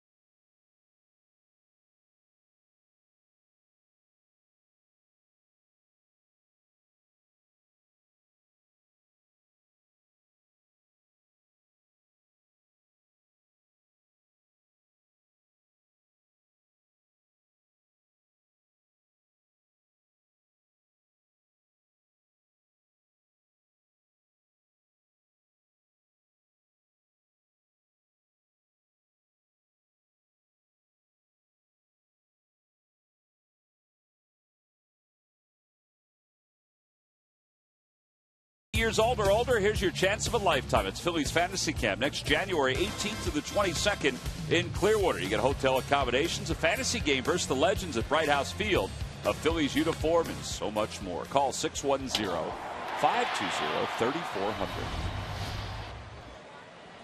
We go to the bottom of the fifth. It's 1-0, where it's 1 ball and no strikes to Ibanez. 5-2 Phillies. Ibanez has been on base twice. Towering pop-up on the infield. Who's going to get it? Brandon Wood makes the catch.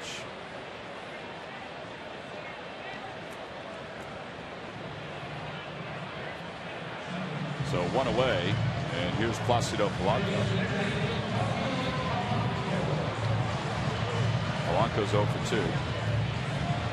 Well, looking out at the scoreboard in right field, we were wondering if Ubaldo Jimenez would be pulled from his start. Apparently, he is still pitching for the Rockies. So maybe that report in the Denver Post is not totally accurate. I mean, it may still happen, but he is, from all reports, still going to start. There you go, number 38 for the Rockies.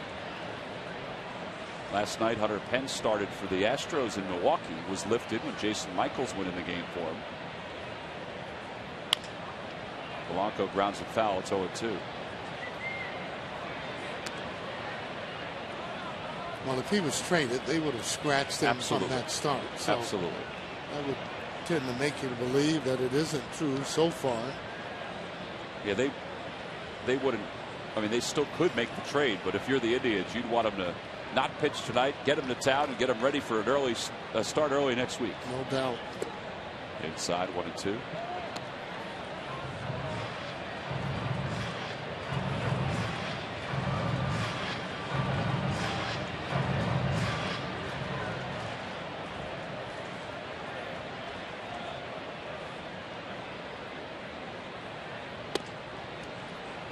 To the count to Polanco, or 2-2, I should say. Carlos Ruiz waits on deck.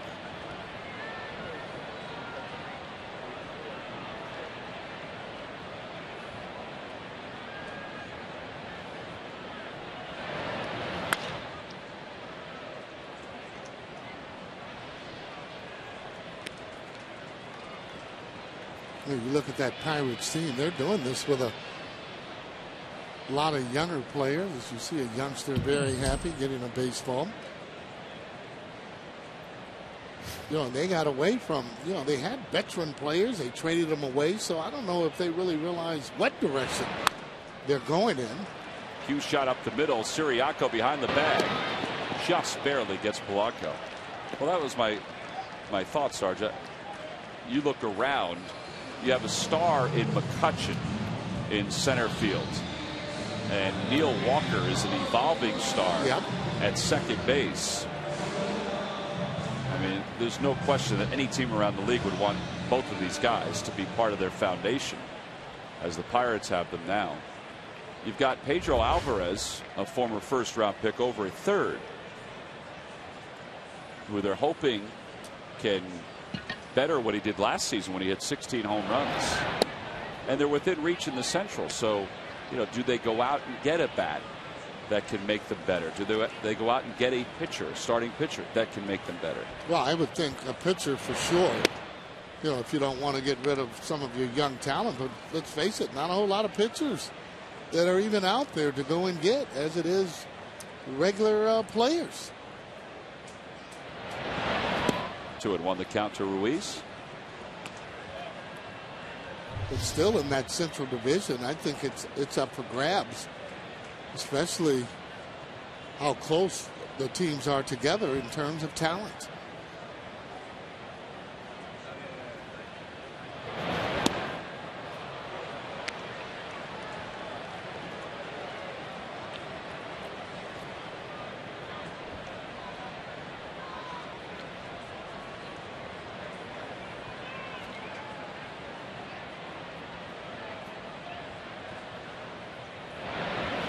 Ruiz hits it back to the middle. That's going to sneak into center field. So he's got a hit after striking out his first 2 times up.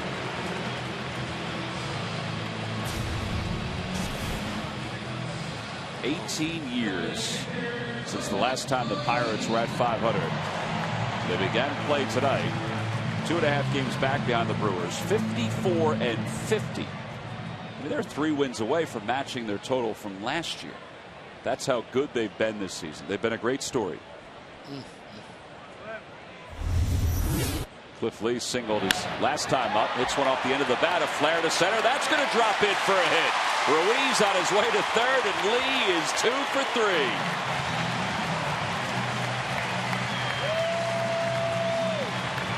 Certainly not content with a 205 batting average coming in. Yeah, well, you saw that little graphic there. Third, 2 hits he's had in a game, and takes a lot of pride about it.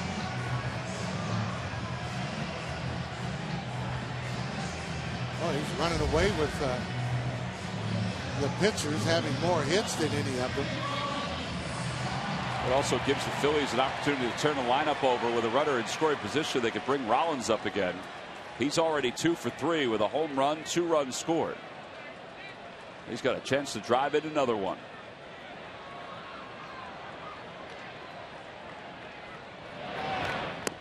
How about Lee's average is up to 234? That's great. I mean, you really figure if a pitcher's hitting 200 that he's helping his team out. Anything else is, I mean, you're getting where you're looked upon to be able to hit that ball. You know, and if they don't keep an eye on him over at first, he might take off.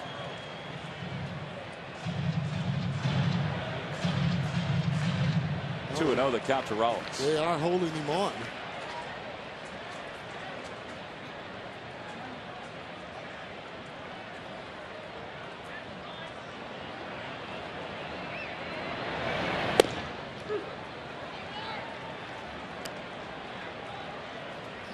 Last night, Charlie Morton threw a lot of pitches early.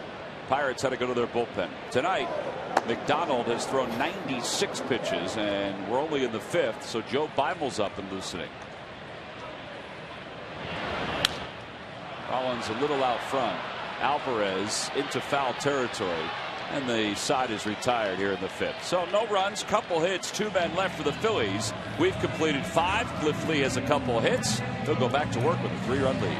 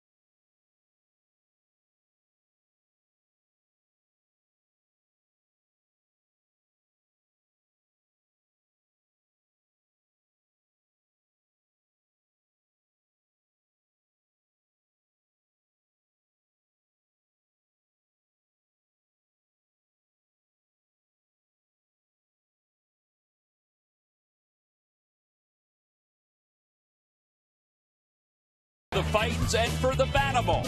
Coming off 6 strong starts, he was ready to take the next step, and he did just that Tuesday night. The defending World Series champion saw 114 pitches and could only muster 3 hits in Worley's first career complete game in the majors. Vance is unbeaten in his last 7 starts, and it's brought to you by Independence Blue Cross. Now more than ever, we're here for you every step of the way. Well, Vance Worley will start tomorrow's ball game. It's the finale of this long homestand for the Phillies. They took 3 of 4 from the Padres, lost 2 of 3 to the Giants, and now they're looking to win a series against the Pirates. They won last night. They lead tonight 5-2 as we go to the top of the 6th inning. Andrew McCutchen will lead it off.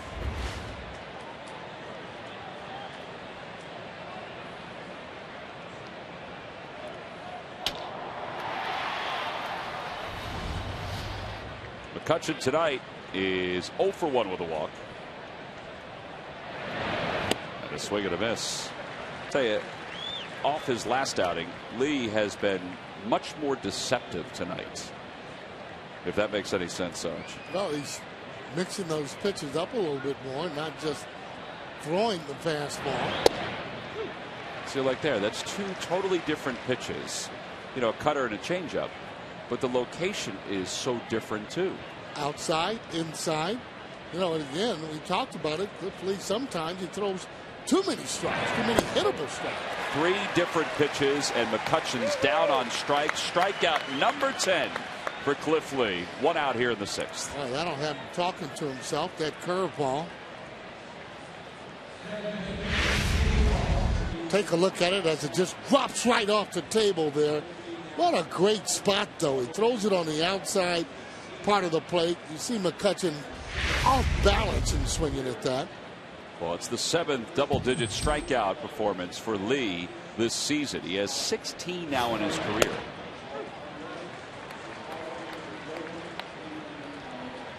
Oh, and 1 the count to Neil Walker. 1 for 2.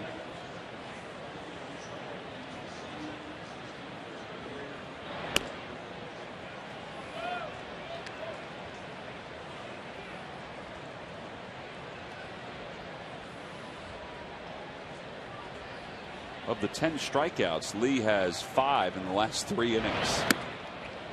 He struck out 2 in the 4th, 2 in the 5th. He's got 1 here in the 6th. Struck out 3 in the 3rd, 2 in the 2nd. The only inning he doesn't have a strikeout is the 1st.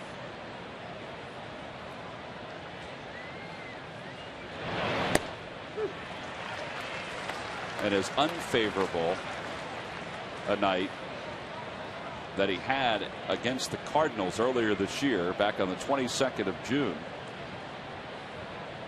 or I should say on the 16th of May, with Jerry Davis as the home plate umpire.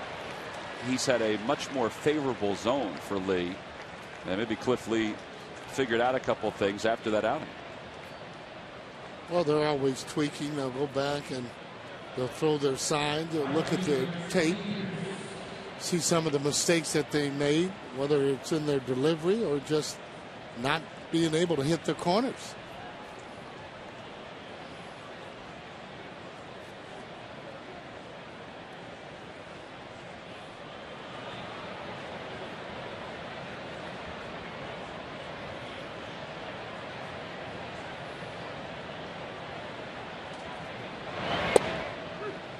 Pierce takes 1 for a strike. It's 0-1.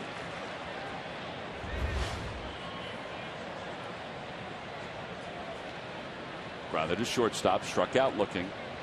0 for 2.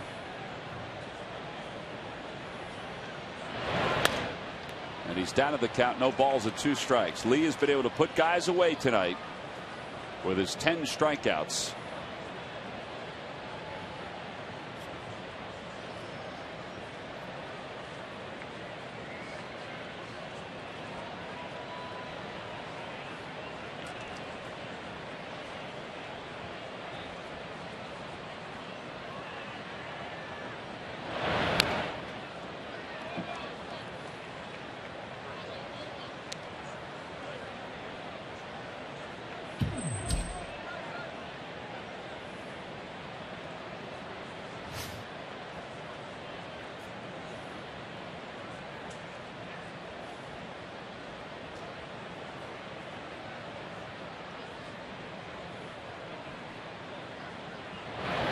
Grounded to third. Polanco has a chance for 2. There's 1, and there's 2. Around the horn, a 5-4-3 double play.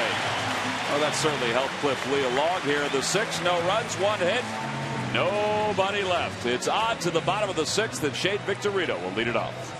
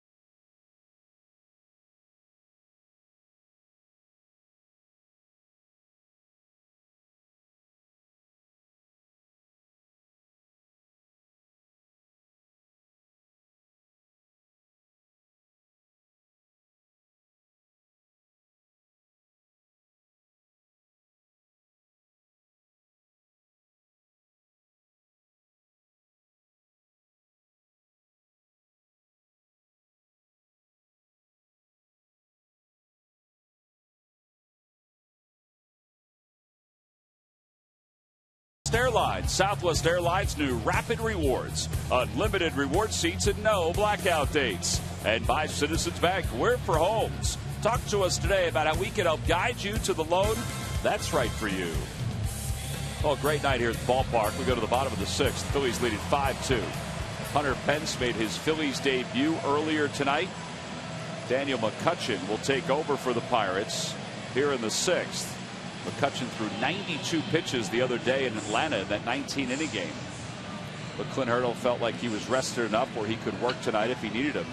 3-2 with a 2.21 earned run average. He'll face Victorino, Utley, and Howard, and if anybody gets on, then Pence will get a chance to bat here in the sixth. We have Daniel McCutchen over from the Yankees organization, and Andrew McCutchen, who is a Pirate through and through. Both with hair flopping all around.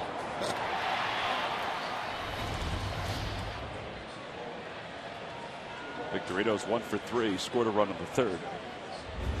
It's kind of neat to have Pence's debut here at home. Oh, yeah. Makes him feel a lot better. I mean, he's got to feel like he's coming to an all-star type team. Because the last 2 years, Lee, he debuted in San Francisco. Remember, the Phillies were in Arizona when Ruben Amaro made the deal. And Oswalt debuted in Washington.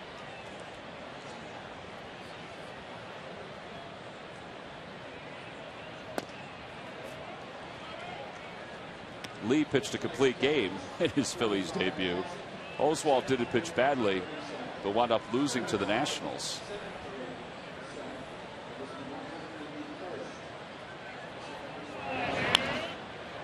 Victorino fouls it back. 1 ball and 2 strikes the count.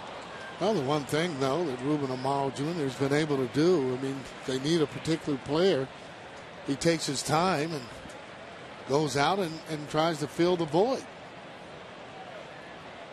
You know, the other thing, I think he's given the guys a great opportunity, and I'm talking about the guys in the outfield, great opportunity to see whether or not that they would be able to be the answer by playing. We're mostly talking about Mayberry Jr. and Dominic Brown. It's 2-2 to Victorino.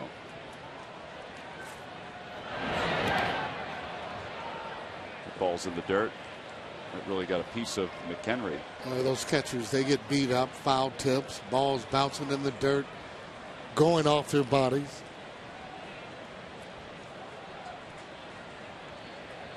There's John Mayberry, still up here as an extra outfielder for the Phillies.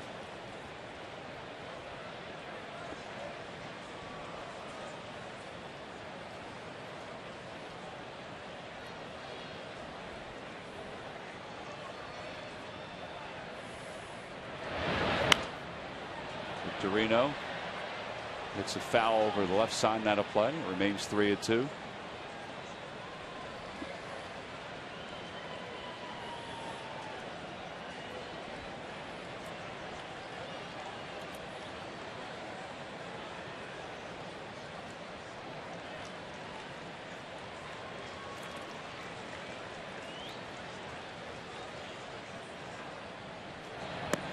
And Victorino's down on strike. Second time he's gone down swinging.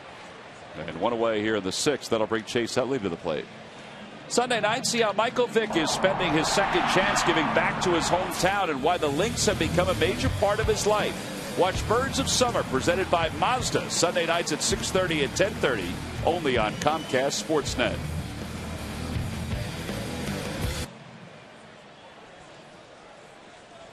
That'll bring Chase Utley to the plate.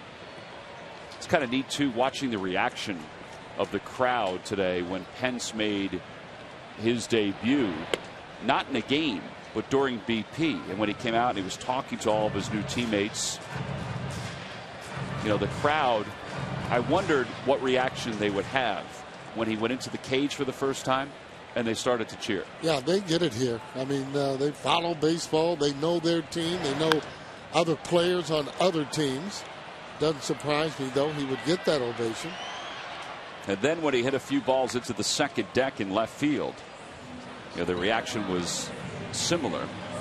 And when he left the cage for the first time and ran up the first base line, all the fans behind the first base dugout up the right field line started cheering again, and he put both arms up as if he had just won a prize fight. Well, he has won a prize in being able to come to this club, because this club doesn't have to do as much as he would with the Houston Astros to be able to win. They're having him come here just to more or less chip in and to do what he can do, not to carry a ball club. A pretty big difference in that. Ryan Howard, who is a triple away from the cycle, Sarge. Where do you think Ryan will have to hit it to get the cycle? Off that 409 sign and have it ricochet going toward right field. So where Utley's inside the Parker went the other night? Exactly. See, now, though, he's getting off-speed pitches. All his hits were on all fastball. You know, as a good hitter, and he's going to be even a better hitter. He's got great numbers. But you got to be able to determine whether or not it's a fastball or an off-speed pitch. That one he determined was not one he wanted to swing at. Well, you see the damage, though, when he makes contact with just about any of the pitches. I mean, he drives them and drives them a long way.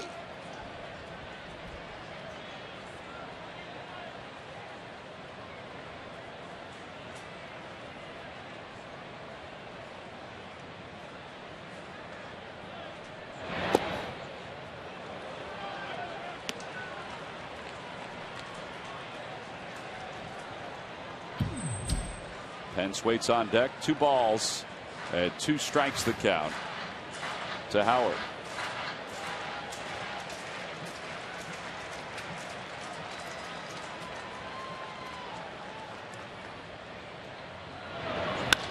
Oh boy. Straightaway center field. McCutchen on the run. He may have got to that spot. It's off his glove. McCutchen will pick it up and throw it in, and Howard will have to settle for a double. Wow. How about that? I thought he was going to go on and take a chance to go there, but you never want to make that third out at third base. As you can see, smile there with Ryan Howard. He hit it in just about the right spot. Just didn't get the ricochet. And I got to think he was thinking about it as he picks on an off-speed pitch, starting to run right away. Hits off the glove there, McCutchen, and bounces right back to him as he picks it up. Safe at second, safe and secure with New York Life. Howard is 4 for 4 with 3 RBIs. Boy, does he hit the ball hard, though. I mean, when he makes contact, you can hear it all over the ballpark.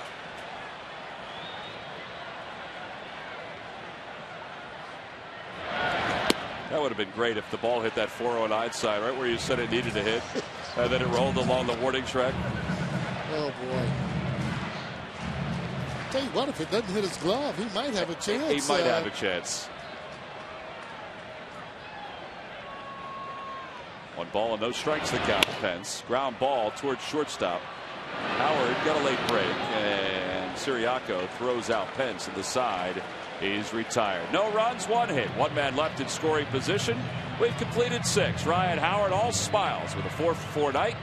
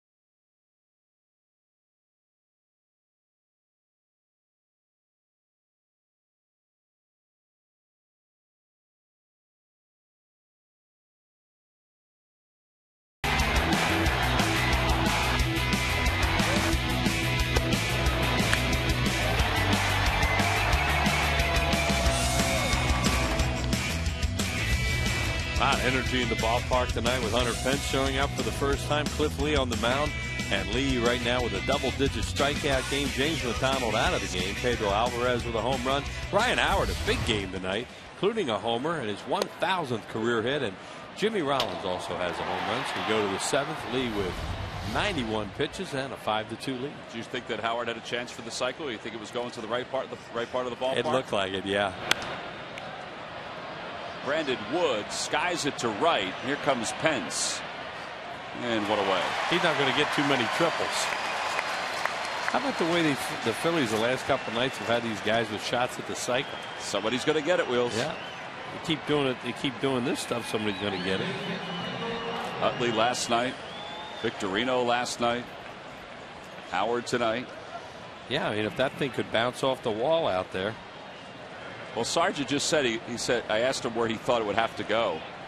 And he said he's thinking around the 409 sign out there at center. Right, and there's where it went.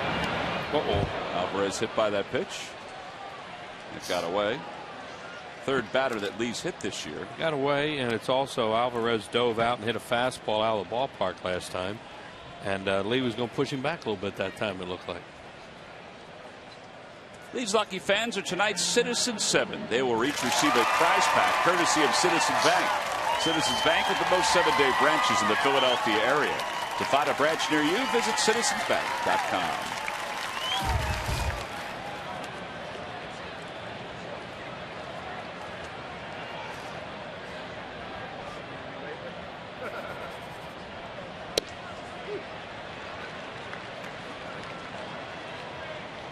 McHenry's 0 for 2. He has struck out twice.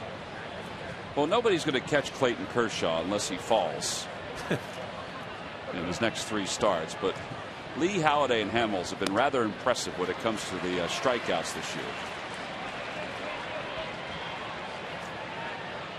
And it's continued tonight in what Lee has put together. 10 strikeouts. And he has 2 strikes on McHenry.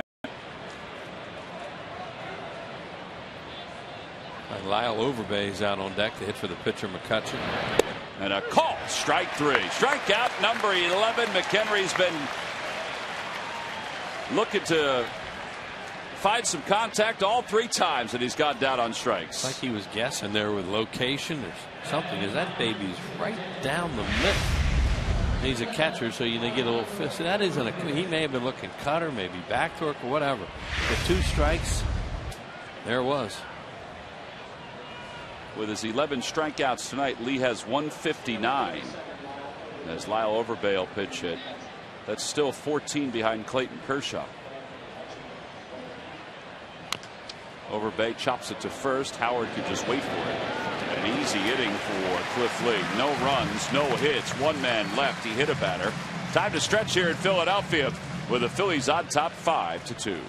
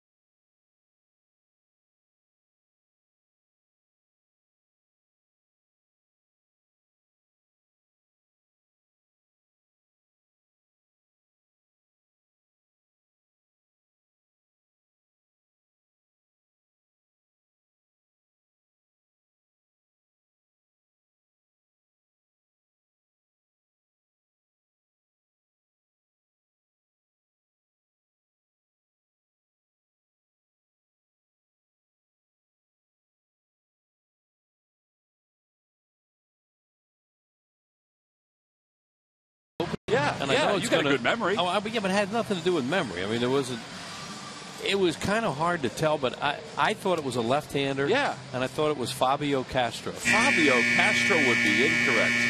Go down and ask Hunter Pence. Oh, it's Mason.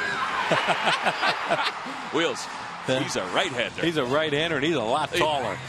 He's a lot taller than Fabio Castro. For some reason, I thought I saw a small left-hander throw that pitch.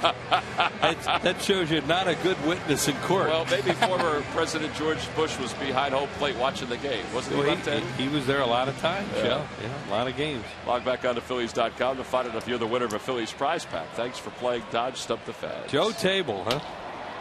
Jose Mesa, boy, I'll tell you what, that guy had a heck of a career. Yeah, he did. Raul Ibanez leads it off against Chris Resop as we start the bottom of the 7th.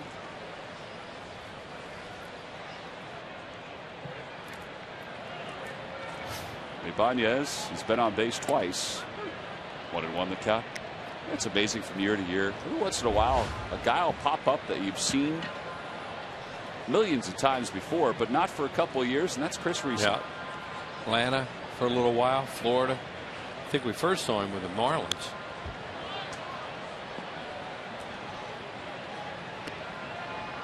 If you persevere in this game and you have some talent, you might be able to stick around as the years move on. It's not easy to get here, but one of the hardest things they say is to stay here.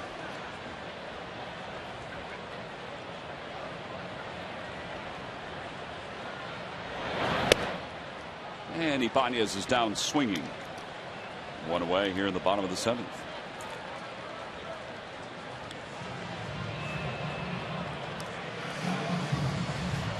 Placido Polanco will be the hitter.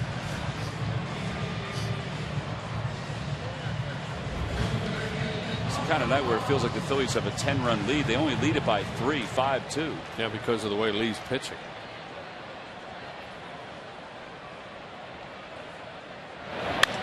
And Polanco lines one into right field, a base hit. So that's his first hit of the night, 12th hit overall for the Phillies. And a base runner for Carlos Ruiz. Pulled 3 balls tonight to shortstop. Well, he pulled them, but you know he didn't. He tried to hit the ball through the middle, it looked like, which is a good sign for Placido Polanco. There's Michael Martinez, who's filled in admirably at third base, and that ball right there, he lined to right field. Now, when he was hurting, remember all the weak fly balls he would hit to right field. So hopefully that's a good sign. Ruiz singled his last time up, 1 for 3. Hunter Pence doesn't have a hit tonight in the Phillies lineup, but he may have had one. He was called out at first. Well, he doesn't have a hit, but he certainly has added to the electricity here at the park. Oh yeah, it was what an atmosphere here tonight.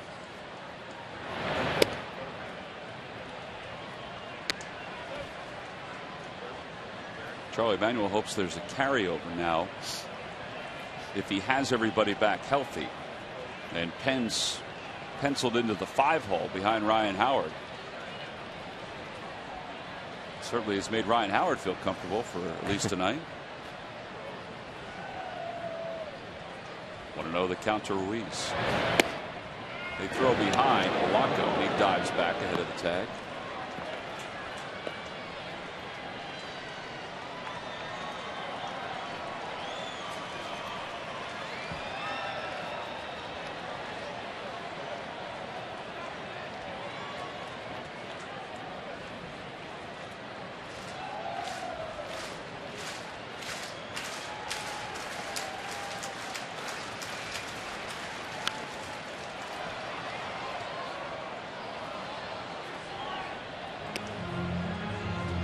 Out in San Diego, Ubaldo Jimenez started the game for the Rockies, and he apparently is now out of the game in the 2nd. He allowed 4 runs, but that possible trade we mentioned earlier, it might be on. Yeah, where he would go to the Cleveland Indians. Tribe serious, making a deal like that.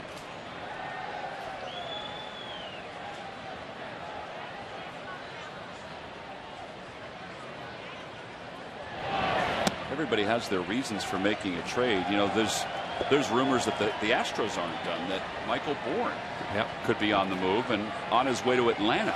We hope not. I could not see Michael Bourne with Atlanta. He'd give him a heck of a leadoff guy. And a heck of a center fielder. Yeah, and a very good base stealer. It's 3-1 to Ruiz with Lee on deck.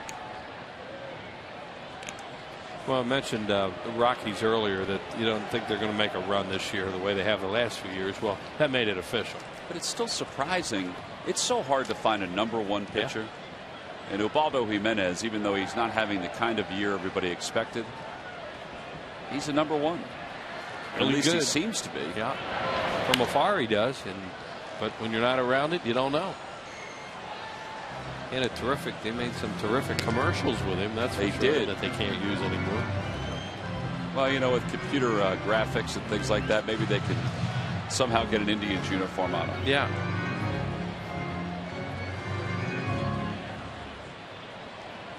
You could have him at one of those roadside stores in Toledo or something. Looking for a license plate that has the name Ubaldo on it. Yeah. Polanco leads off first, and a throw over.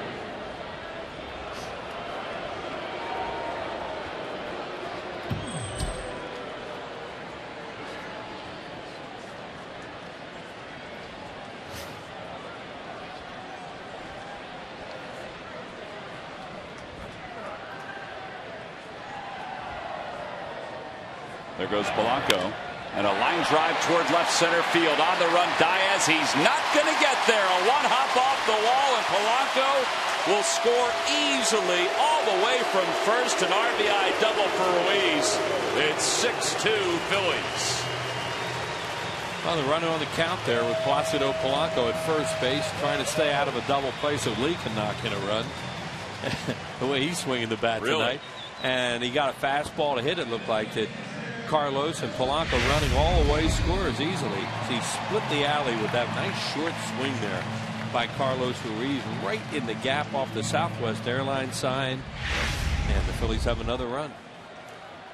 Another run in their 13th hit. They certainly have put together a couple pretty good offensive games these last two nights. And now Lee, who has two of the 13 hits. He's 2 for 3. Another foul.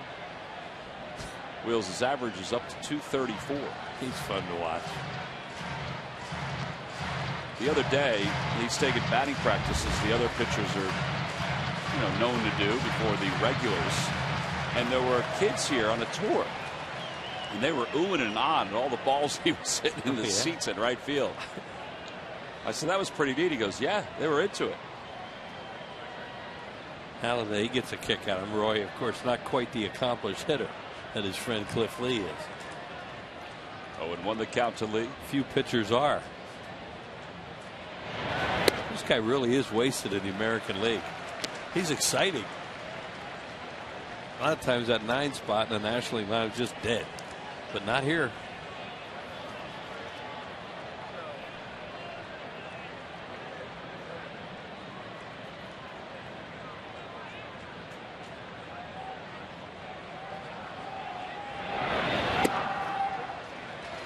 Good eye. I love watching him. He's been running the bases even earlier tonight when he scored on the error by Pierce. Right. The way he aggressively went into third. Yeah. And then looked and reacted. Right. Sammy didn't want to score him there. Didn't want to run him into potential contact. And then when the right fielder Pierce didn't make the exchange correctly, he scored. It's 2 balls and 1 strike to count to Lee.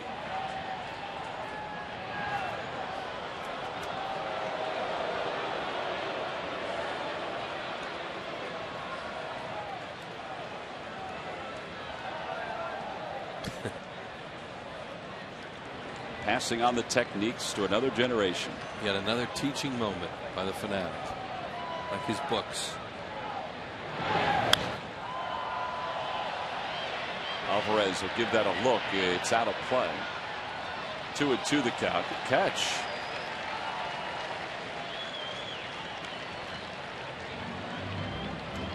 Well, tonight the Phillies welcome their 25 millionth fan. That is really impressive. Another sellout here at the ballpark. 181 in a row. Chase Utley, Jimmy Rollins, Ryan Matson out there. with 3 different sets of fans. Tom Hillenbrand, John Linton, and Ann Aronson. They're representing the group ticket holders, the season ticket holders, and the individual ticket holders who have come through the gates here at Citizens Bank Park since this great ballpark opened. Yeah, and those 4 guys that were out there with them, look out. Oh boy. Everybody's okay. Those 4 guys that were out there with them tonight were 4 guys that have been here since the ballpark opened. And understand the presence and everything about it.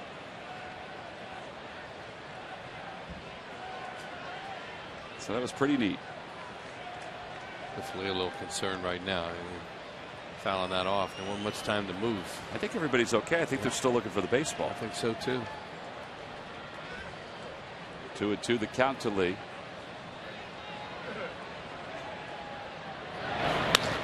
Chopper left side.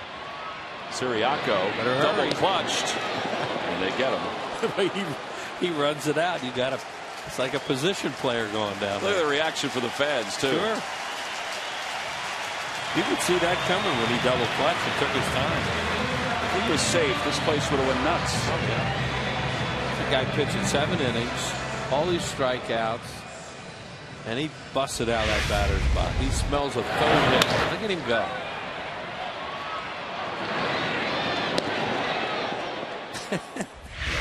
Well, he plays the game right, and he has so much fun.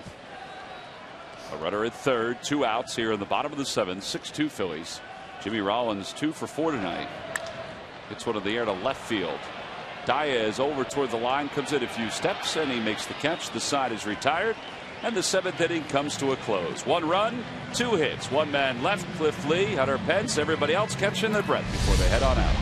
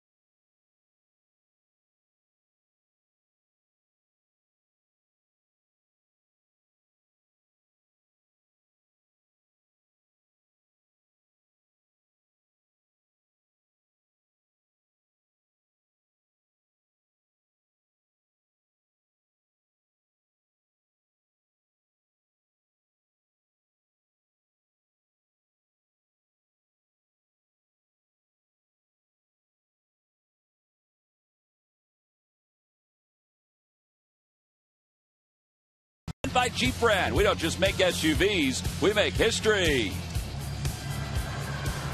Top of the 8th, Phillies are on top 6-2. Time to take a look at our Mazda League leaders. Cliff Lee rubs up the baseball. Cliff Lee now with 159 strikeouts moves into 2nd place behind Clayton Kershaw, 7 ahead of Roy Halladay and Tim Lincecum. Cole Hamels, well, he's in 5th place, not too shabby with 140 strikeouts. We talked about this about a month or so ago. Phillies could have 3 pitchers with 200 strikeouts or more this year. Here's Siriaco to lead off the 8th. A bunt up the 3rd base line. Tough play for Polanco. And it gets by Howard. But it was backed up well by Chase Utley. Now, I don't know if a fan touched that ball or not. Siriaco was pointing over toward the crowd. I couldn't tell if a fan touched it or if it just hit the half wall. Well, that's what Clint Hurdle's going to come out and ask too. It did come off there really fast. Home plate umpire Jerry Davis just intercepted Clint on the way out there. Here's a look at it. Right. Nope. Yeah, went right past the arm. Yep. He reached out there. They reached out there and missed it. By the way, it's Clint's birthday today. Happy birthday to the Pirates manager. All right. Phillies would like to deny him a victory birthday present. I read a story about Clint Hurdle today. I forgot that he was 20 years old when he made his major league debut. He was a phenom. He was on the cover of Sports Illustrated. I do remember that. Young player. He was with the Royals here in 1980 in the World Series. Diaz 0 for 3. Takes low. 1 ball, no strikes. So he's going to get the bullpen up now. Lee coming up on 100 pitches. Stutz and Bastardo are starting to throw. There you go. Look at that ball strike ratio. He just throws so many strikes.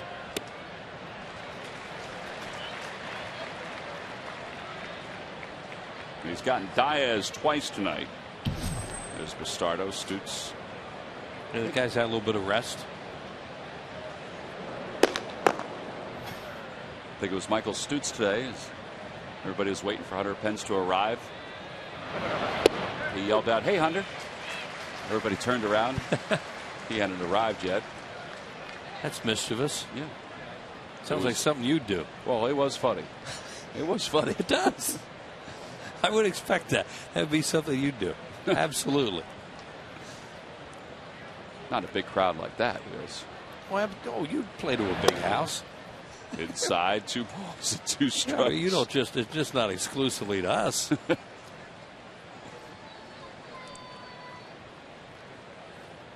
I bet that did do some whiplash to It did. I can't tell you that it didn't cross my mind to do it at one point. Of course it did. Well, that's my point. You know thy subject. Phillies look to turn 2 with nobody out here in the 8th.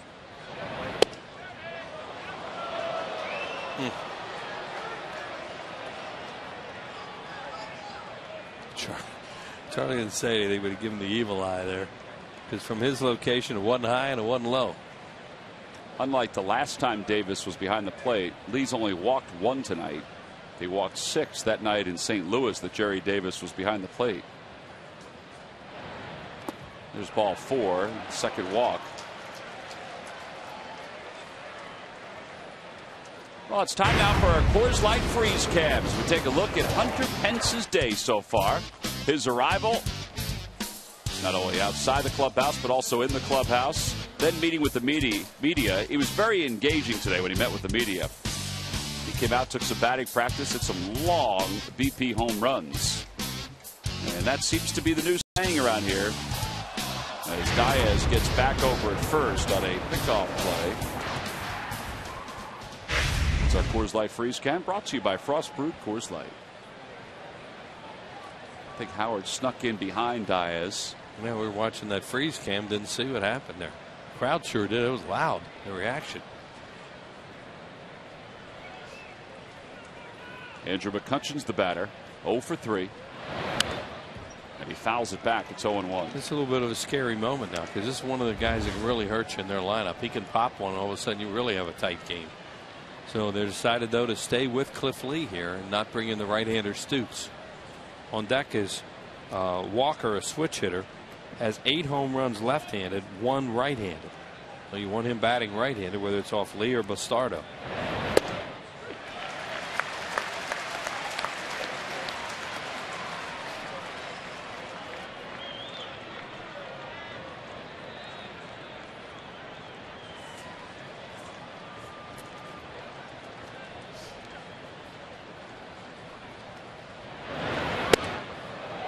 Pitch. Good 2-strike pitch there. Now he's opened up a few things he could do. Backdoor cutter. Come back in there again. Change up. Curveball. 1-2 the count to McCutcheon. Broke his bat. Liner over the glove of Polanco. Picked up by Rollins. Throws to second to get Diaz.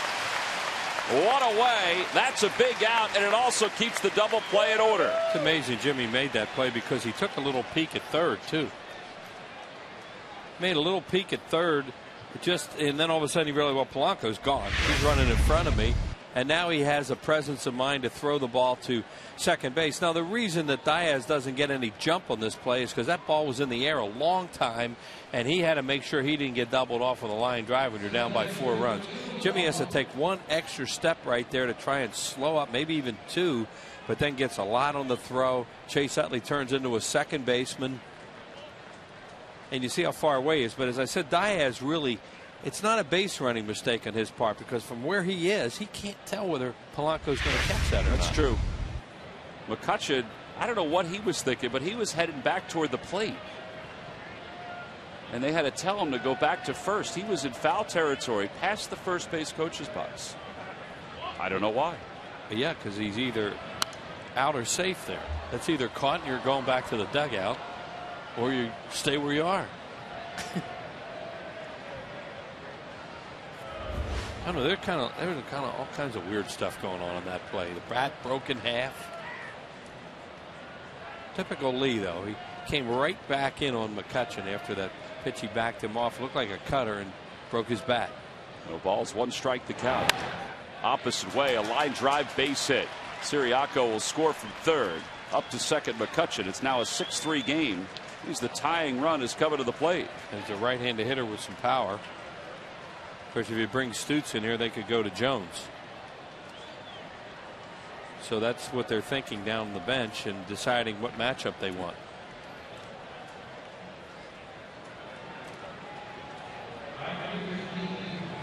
No, Charlie Manuel has not made a move as of yet. Rich Doobie comfortable enough to not even pay a visit out to the mound. Sometimes that disrupts the pitcher even more. Yeah, especially since he's seen him 3 times tonight. You know, he knows what he wants to do here. Pierce is 0 for 3. He grounded into a double play his last time up. That would be helpful here. Takes a strike. It's 0-1. Boy, Victorino shallow in center field. He's giving himself a shot to throw out McCutchen, I guess. But you know, you have a 3-run lead. A lot of confidence in your ability to go back on the ball. Well, the guy in right, Hunter Pence, is the best arm of the 3 outfielders.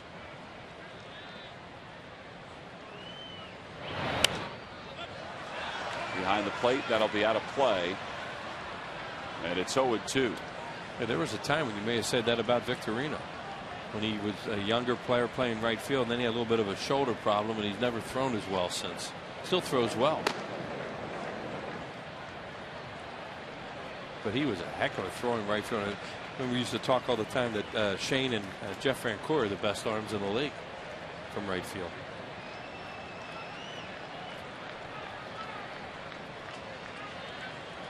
To the count to Pierce. Breaking ball hit toward third. Gobbled up by Polanco. Stumbles toward second. They get 1. That's all they'll get. 2 outs. That was not an easy play. Well, it was a ground hugger. That thing didn't come up at all for him. And, you know, see what we can tell on the replay. He really had to stay down on this or it's going to go into left field. And then he stumbled a little bit.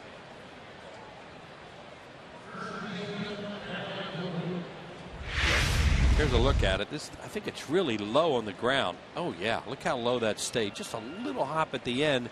And it got him off balance because of the way he had to reach for it. And then a nice play again by Chase Utley at second base after Polanco took those extra steps. They just got the base runner, Neil Walker. That'll bring Brandon Wood to the plate. With 2 outs, he takes a strike. It's 0-1. Yeah, they're not going to bring a right-hander into the game right now because that would bring Garrett Jones off the bench. Now they will probably bring a right-hander in the 9th inning. Right. And Ryan Matson.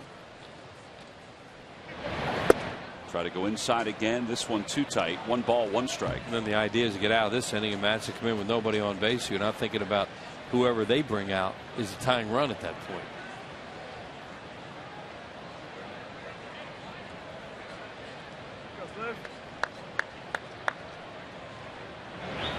Ground ball toward third, a foul ball past Nick Leyva. And it's 1-2.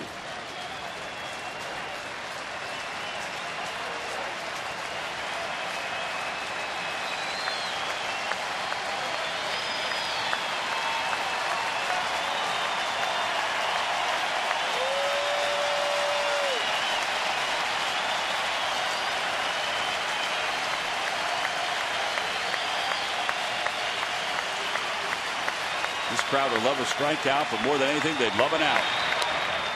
And he got Wood out in front. He fouls it back to stay alive. It's 1-2.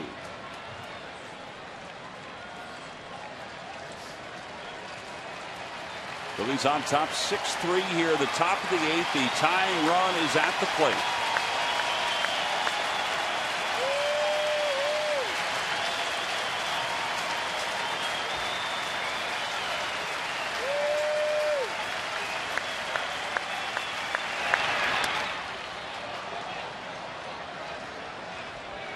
Making him work. And Cliff's trying everything. Threw a changeup the pitch before that. That looked like a cutter or a fastball in on him a little bit. He might come back here with a curve. We'll see. Yeah, that pitch he has not used much tonight. Sometimes he will use that as a surprise pitch for a strikeout. That's what he did with McCutchen back in the 3rd. Yeah. 1 ball and 2 strikes the count to Brandon Wood. And he tried the curve. It stayed outside 2-2. He just doesn't have command of it tonight. So you can see Carlos Ruiz has stayed away from it. And he's had good enough stuff and ahead in the game that they didn't even decide to establish it that much. But tried it as a surprise pitch. He's sneaking up on his season high. After a short outing his last time out, Lee is trying to get through the 8th inning here. The 2-2. Line drive right past Polanco, a base hit. McCutchen will score, and it's now a 2-run ball game. Well, they went back to that curveball then, and you know he had thrown a high one the pitch before that, and just decided to try it again and got hammered. Well, here comes Charlie Manuel. It's an RBI single for Brandon Wood, his 2nd hit of the night. And this is probably it for Cliff Lee. There's no trot. Charlie hasn't tossed his gun just yet. Well, he has a left right now too with Alvarez. It's not like you bring Garrett Jones out. And they tried to stay away from that matchup and have. That is it for Cliff Lee.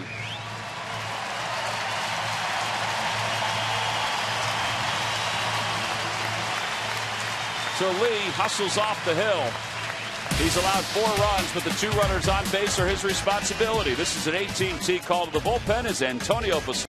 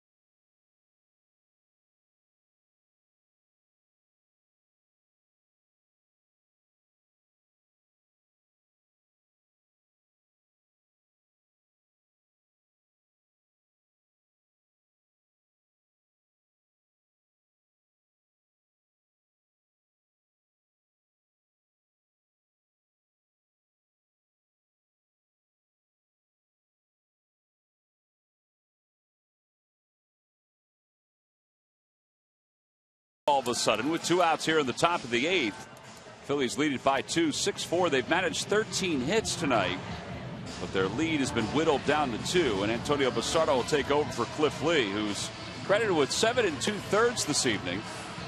Basallo 3-0, 1.38 earned run average, 8 saves and 8 opportunities. This is not a save situation unless he were to stay in the ball game in the 9th inning. Right, he'd have to finish the game. This is an example of what we've been hearing about the Pirates too, that they don't go away. No, last night they just got knocked out of that game early, 8-0 after 2 innings with a guy like Halladay out there. But tonight against a good pitcher like Cliff Lee, they've obviously made it a game. A reminder that you can host your next corporate or social event here at the ballpark. The ballpark offers a variety of unique spaces and on-site catering. It's available year-round. You can call 215-218-5100 or visit Phillies.com/special events for more details. Also, don't forget the Fans Feeding Families event. It will take place tomorrow here at the ballpark. It culminates tomorrow. We're inviting all fans to bring some canned goods, some dry goods to the ballpark. Drop them off at each gate before you enter the park. Pedro Alvarez, the hitter, with runners on first and second. It's a 6-4 Phillies lead. Alvarez has homered once tonight, a 2-run shot.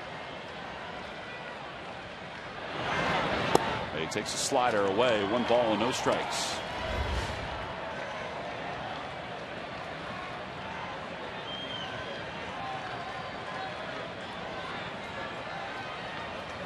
Neither runner being held on. The infield is settled back, giving themselves a couple extra steps.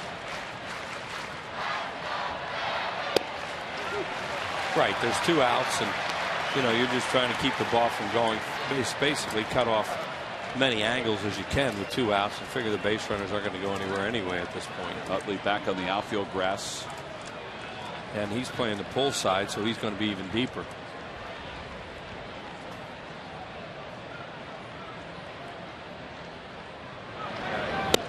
Good pitch, a fastball in with some great sink on it. It's 1-2. Yeah, he's really got him set up for breaking ball away now.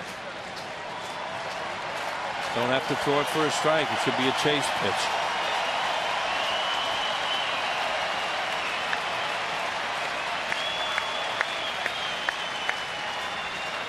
One ball, 2 strikes, the count to Alvarez. And the pitch from Bastardo. Slider hit foul. He threw for a strike, and that's what he didn't want to do there. And Carlos can go out and talk to him right now. Carlos Ruiz. That's, sometimes you overthrow one like that and you get it in the middle of the plate. Trying to make it perfect. You don't have to make it perfect now. It's pitch you can throw in the dirt, trust your catcher, and try and get that strikeout or out with it. Kind of tell from his reaction that he knew that he got away with one there. And that's in my opinion why Ruiz went out there. See, watch this one. This is a hit me slider. Oh my, that's even middle in a little bit. He was just late. He was late on it. We don't want to do that again. 1-2 the count to Alvarez. Got him. Threw it out of the strike zone, and Alvarez bit. Bastardo comes on to get the lefty, and he leaves a couple out on the base path. So Cliff Lee's line is complete. He allows 2 runs here in the 8th, but Antonio Bastardo leaves 2 more. We've played 7.5. We go to the bottom of the 8th with the Phillies on top 6-4.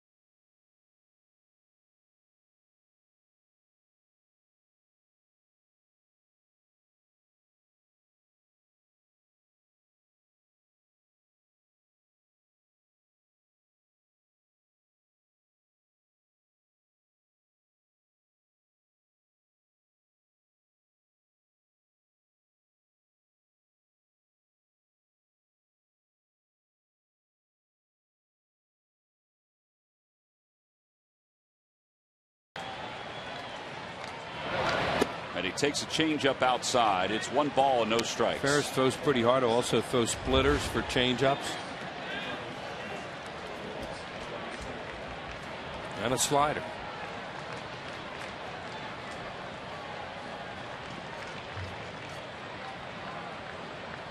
One ball, no strikes, the count, Utley. Phillies with 14 hits tonight. Yeah, and they've done a good job adding on, too. And that's what they're trying to do right now. Top 4 hitters in this series. Outstanding. Ryan Howard's had a huge night.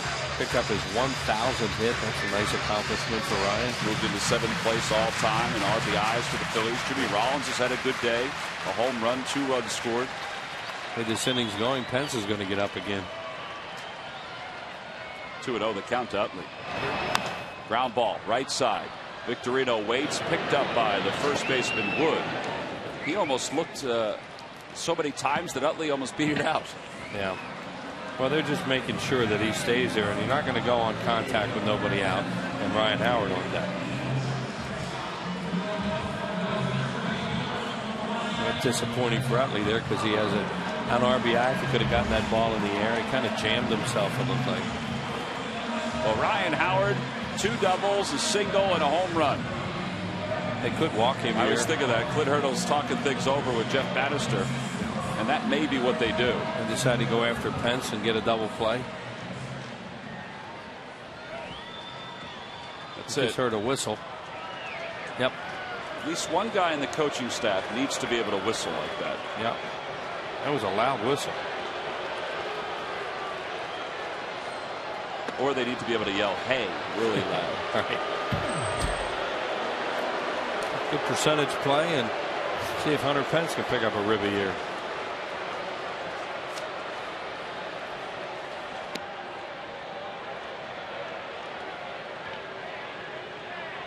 Howard, with his 3 RBIs tonight, has 81 now on the year. 81.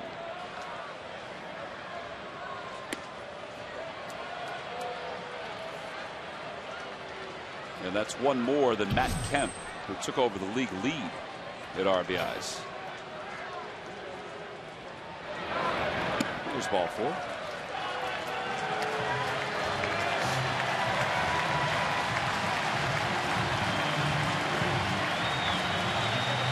So Hunter Pence gets another chance.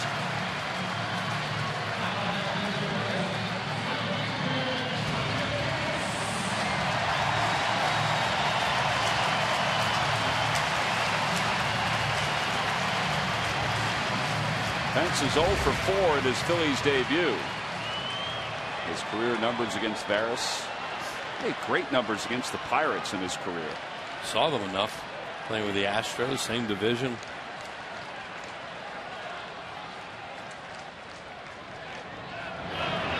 Takes a curve inside, 1-0. This year alone, he has 9 runs batted in 12 games. This is his 13th game against them. Came into this game hitting .338. I don't think he even cares if he gets a hit. He'd love to just get an RBI here.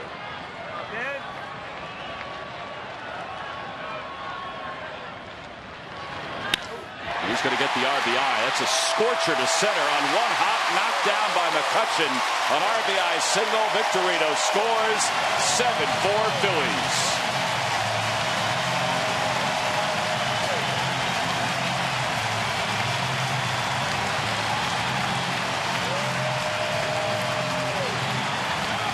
It does just make Pence, doesn't it?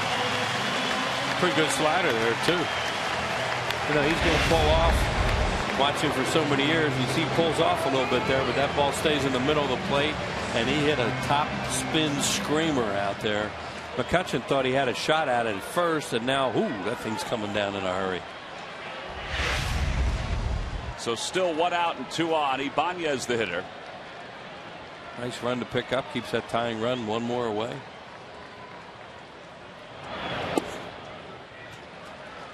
And it really makes for a nice night, too, for Hunter Pence.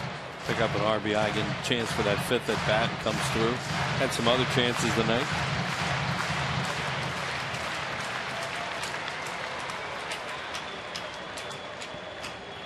That guy will really help this team.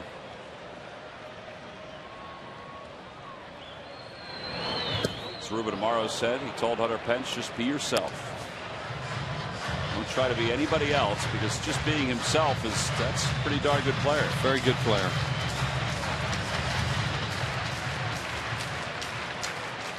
A multi-tool player. That's why he's so going to be so valuable.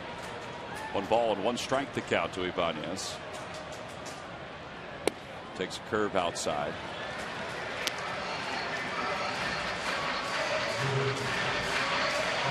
Phillies lead the division by 5 over the Braves. That's not going to change tonight. The Braves cooled off the Marlins when then they're very hot, and they've lost 2 in a row and scored 1 run in 2 games. Mets got cooled off tonight too. Yeah, they threatened in the 9th but couldn't score against the Nationals. McCutcheon was really deep. He's got a long way to come in, but he can run with the best of them. There are 2 outs. A reminder after the ball game, a full recap of Cliff Lee's outing and Hunter Pence's debut, plus the latest reports from Eagles training camp. It's after the game on Sports Night. Get all the news Philly fans need to know. Only on Comcast Sportsnet. It's presented by Toyota. Polanco has a base hit tonight and a run scored. In fact, everybody in the Phillies lineup has done something productive, whether it be pick up a hit, get an RBI, or a run scored. Yeah, 15 hits tonight. Even the Phillies starter. He had 2. Yeah.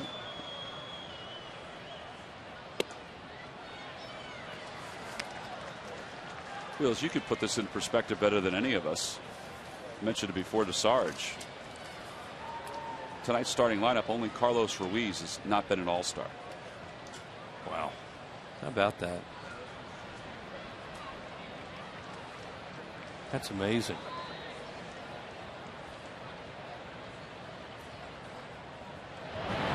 Some of those great Phillies teams that we're hearing so many all-stars on those teams, but the one guy never was an all-star, believe it or not, was Gary Maddox. That's remarkable. Yeah. That's remarkable. The fact that Sarge was only an all-star once is remarkable. A lot of times it's tougher for outfielders, though, because there's so many of them, and you know, every team has to be represented. 2-0 the count to Polanco. Line drive, base hit it to center field. Howard's being held at third, so the bases are now loaded, and Ruiz will get another opportunity.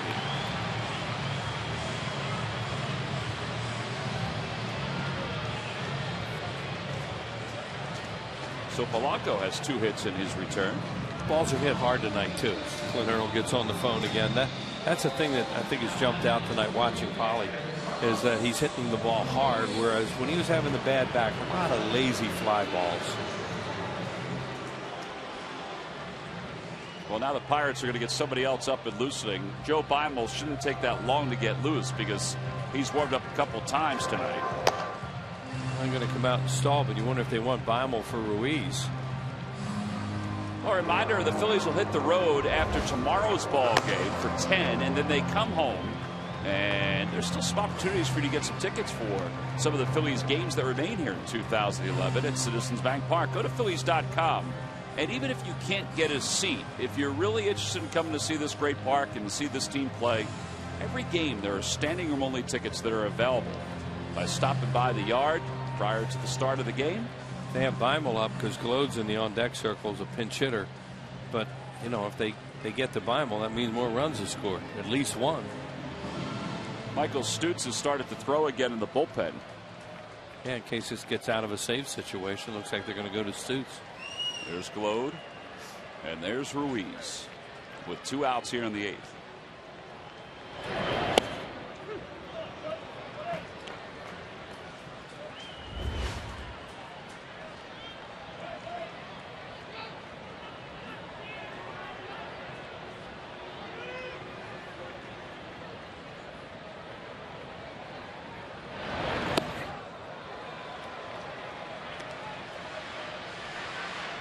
Guy throws that slider right at the hitter. And a lot of them. Yeah, quite a few.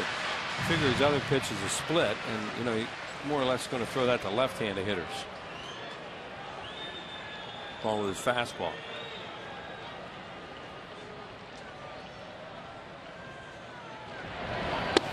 Breaking ball inside, 2 balls and 1 strike.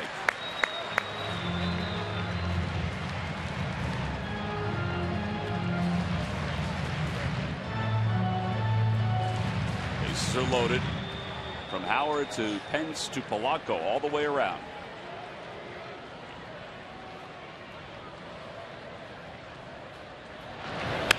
On the hands, a looper back toward the middle, caught by Siriaco, and the side is retired. So the Phillies leave 3, but they get 1 more. Hunter Pence drives at his first run in a Philly uniform.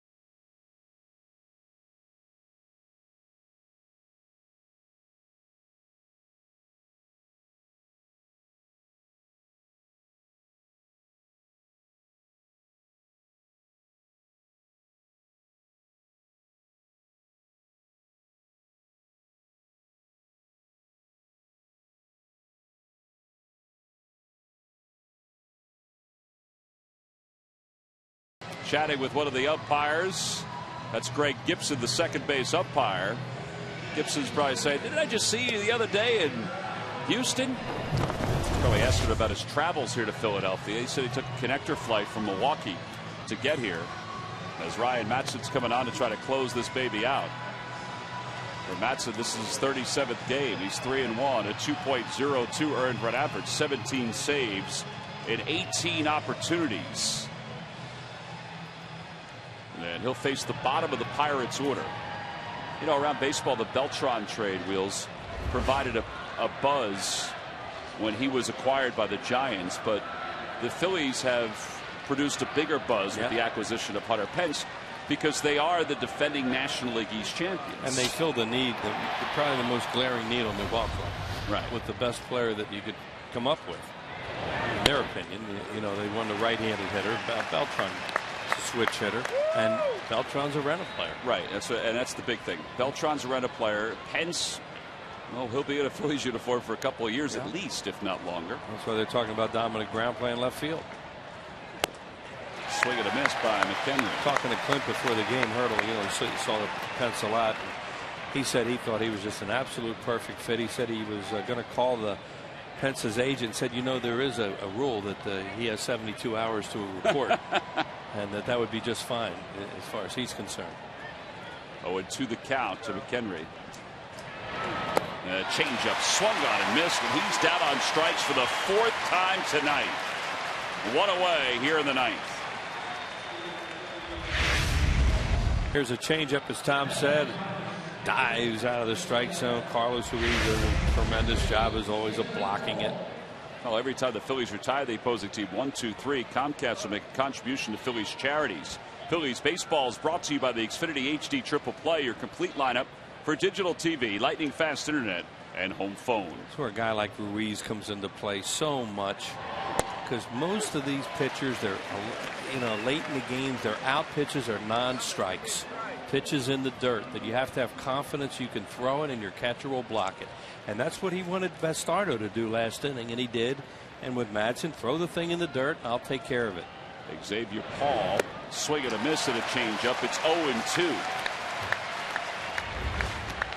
Hall overall hitting .258 with a home run and 13 runs batted in.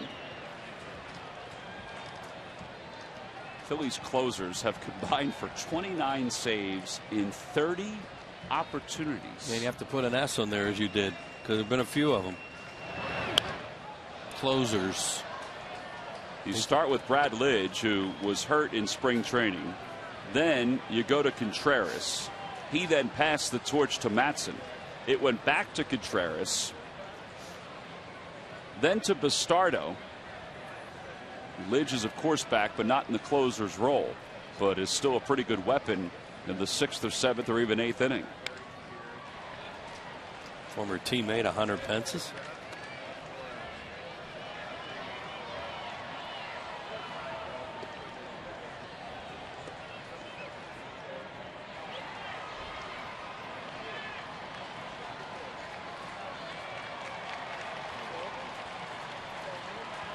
To the count to Paul. Got him.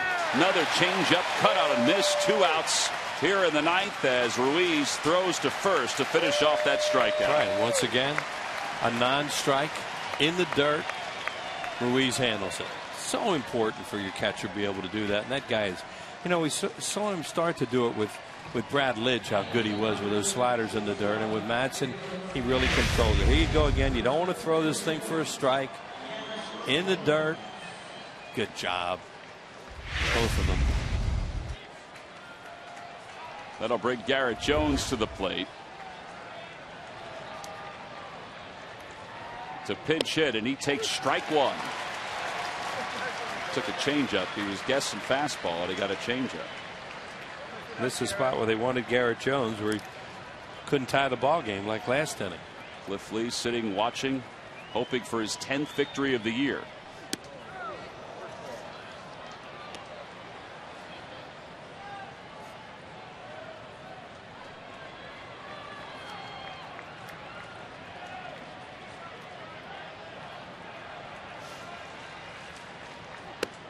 Late on a fastball. He blew it right on by him. It's 1-2. Couple ways to go now. Another fastball up or that changeup in the dirt again. 45,737. Lucky enough to see the debut of Hunter Pence in a Phillies uniform. Hoping to see a Phillies victory. The 1-2 pitch. Checked his swing. And it's 2 balls and 2 strikes. First ball Matson's thrown in 11 pitches. And that was, you know, a non-strike, and fish weren't biting that time.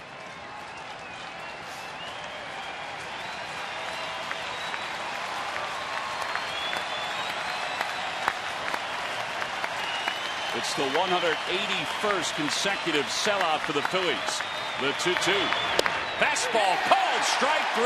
Matson has just struck out the side here at the top of the 9th inning. That is some impressive pitching as the Phillies defeat the Pirates 7-4 to take the first 2 games of this series. In Hunter Pence's Phillies debut, he picks up an RBI single, and Cliff Lee picks up his 10th victory of the year. Ryan Howard, a heck of a night. Howard reached base safely 5 times. He had 4 hits. He reached 1,000 hits for his career, and he is our Chevrolet player of the game. 7 runs on 16 hits for the Phillies in tonight's ball game.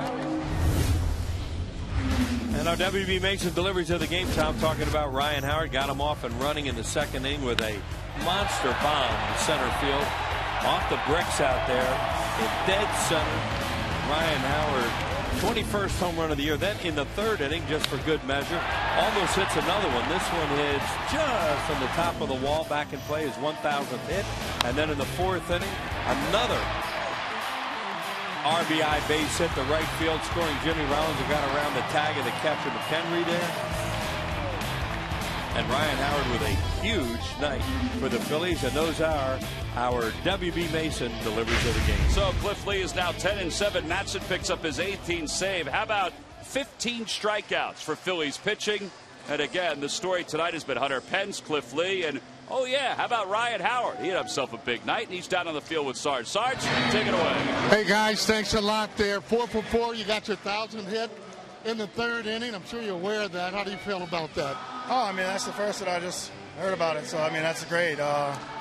It's a great accomplishment to have that kind of success and to be able to do something like that. So that's awesome. Well, you continue to get the milestones there. You were 3 for 3 there, and I thought maybe you had a chance to get that triple. You thinking about that? Yeah, I was thinking about it. I hit it in the right spot, just didn't kick far enough. So, I mean, I think it hit off his glove. It bounced off the wall, hit off his glove or leg or something, and didn't carry too far away from him. So I needed a little bit extra for it to get away. Shut it down. You got the guys going right away with that huge blast, that home run. All those hits, though, were all fastballs. So you staying on the fastball tonight?